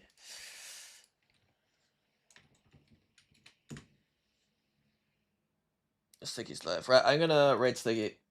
Thank you guys for coming and joining. It was a nice stream. I really enjoyed doing the VOD review stuff. So I'm glad I could do that. I'll be back tomorrow to VOD review these two games, and we'll have to pick which maps we want. Because obviously I can't just watch all of them. It takes me too long. Thank you for coming. Enjoy today, watching today. What's Sliggy's name? Sliggy TV? No watch party. No, I watch party paperworks only, and then I VOD review the games the next day. So tomorrow morning, I will be back to VOD review these games. And so because I don't watch it live, I don't like I don't get these preconceived notions of how they're playing or anything. I just go in and I VOD review like a proper VOD review. So I can't cheat. Can you wait until Sliggy's actually up instead of watching screen? 6 minutes? I'm not waiting 6. I can't delay for 6 minutes. 6 minutes is a very long time. So yeah, I'm gonna raid. See you guys in a bit. Have fun today. Talk about art another time. Another time. Ah, you want wait, 1 sec. Wait. Okay. 6 minutes is 1 art analysis of the intro video. I was gonna do, so I've stopped the raid. I'm not good enough at knowing Andy Warhol to describe Andy Warhol to you guys. So I was gonna do a funny like Sliggy like reference to like Sliggy's thing about why it's like why they've copied this and like what the impact of it is and stuff. But I don't know Andy Warhol well enough to actually like I'd have to cheat. What I do know is that Andy Warhol is pop art, right? Which is like the pop art movement was like I think in the 50s. I thought it was a bit later than that. So 50s, 60s. The idea was that like they used a lot more obviously like poppy imagery and stuff. But I think that like Andy Warhol's thing was almost like embracing capitalism in a way. It felt like it was almost like embracing this like modern era of like reproducible images. So like his medium was often screen printing, and screen printing is basically when you get like you get a screen and then you put paint over it, like you scrape paint over it, and then like for each layer of color, so like you can see there's like multiple different colors here. For each layer of color, it would be a different screen he'd be printing over, and you could just do that over and over again, right? So like his idea was something about the idea of like almost like mimicking like how the media and press works with like this images over and over again.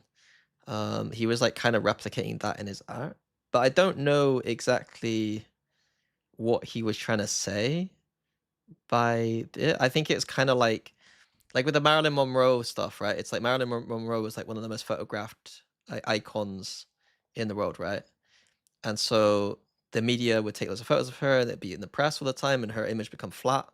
And so there is something about him like reproducing it and kind of like making her like look a little bit jarish.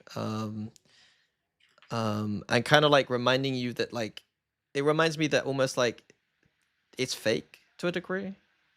That like Marilyn Monroe, I don't know anything about Marilyn Monroe. I have no idea who she is, and we get just like a flat representation of her. I think that's like a fair analysis or interpretation. But there is something about Warhol embracing this kind of like vapid thing. Like it's almost like he was like basically mirroring society in a way that was kind of vapid, and made money off of it and embraced making money off of the vapidness or something. Why is it good? Is it good? I didn't say it was good.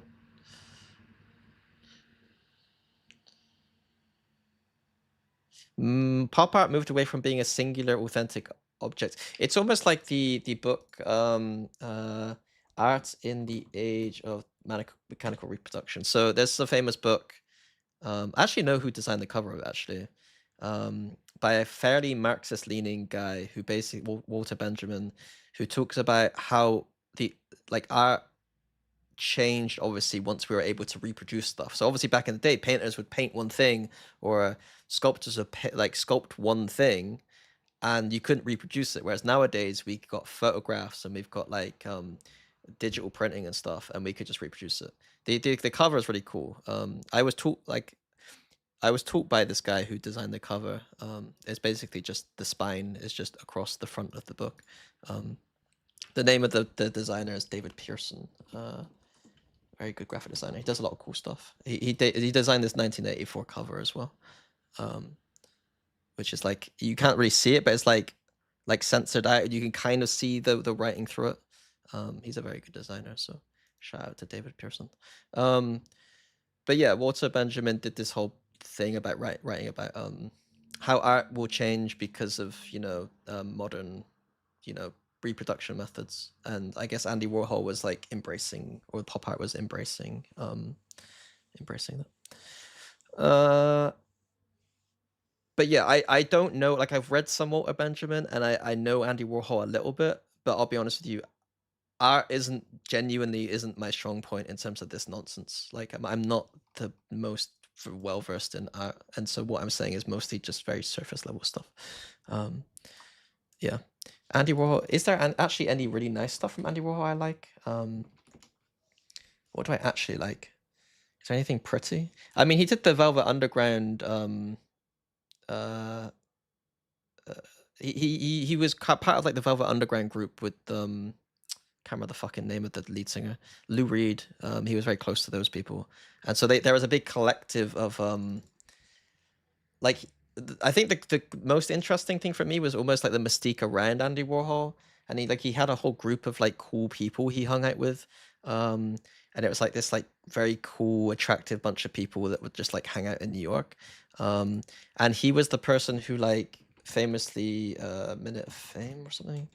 I think he coined the 15 minutes of fame thing. In the future, everybody in the world would be famous for 15 minutes. Like he would almost like choose people to kind of make celebrities of, and like the whole like sex icon thing. He was very much trying to like work in that way, and I don't know, trying to make people celebrities, and a little bit weird maybe, and a little bit vapid, but kind of interesting. Peggy Meso. Oh, didn't he get shot as well? Didn't he get shot? I think he got shot. Or someone tried to assassinate him or something?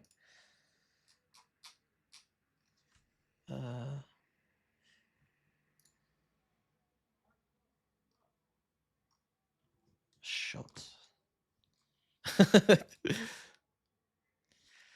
Radical feminist writer Valerie Salinas shot Warhol at the factory. Oh, he had something called the factory. That's it.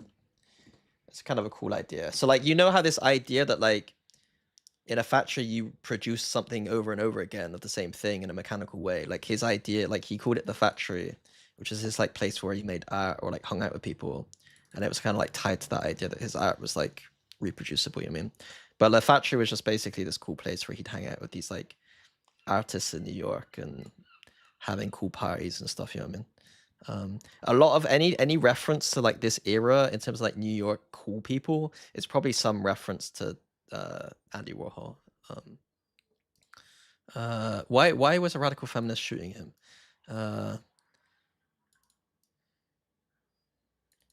Advocated for the elimination of men. I mean, fair. And appeared in one of his films.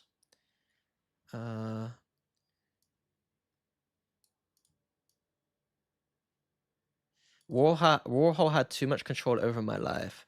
She was subsequently diagnosed with paranoid schizophrenia. I mean, okay. Yeah.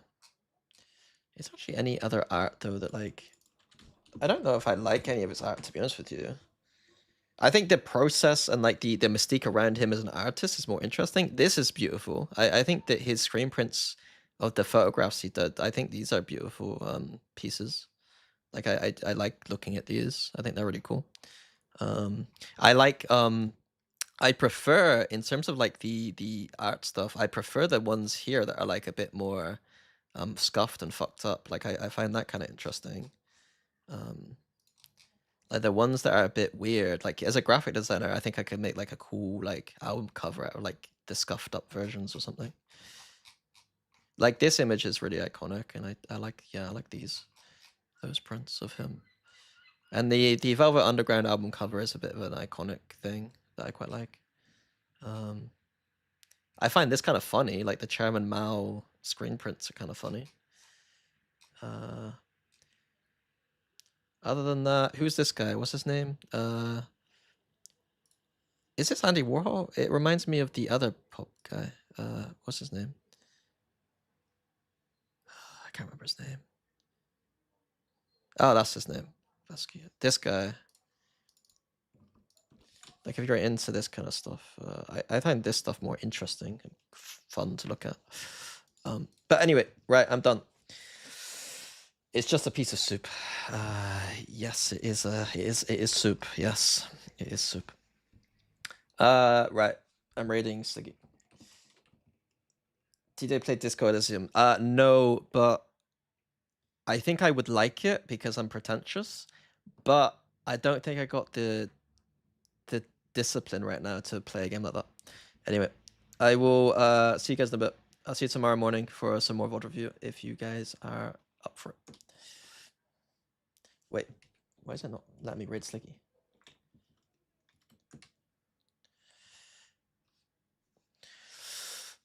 See ya, guys. See ya. 3, 2, 1.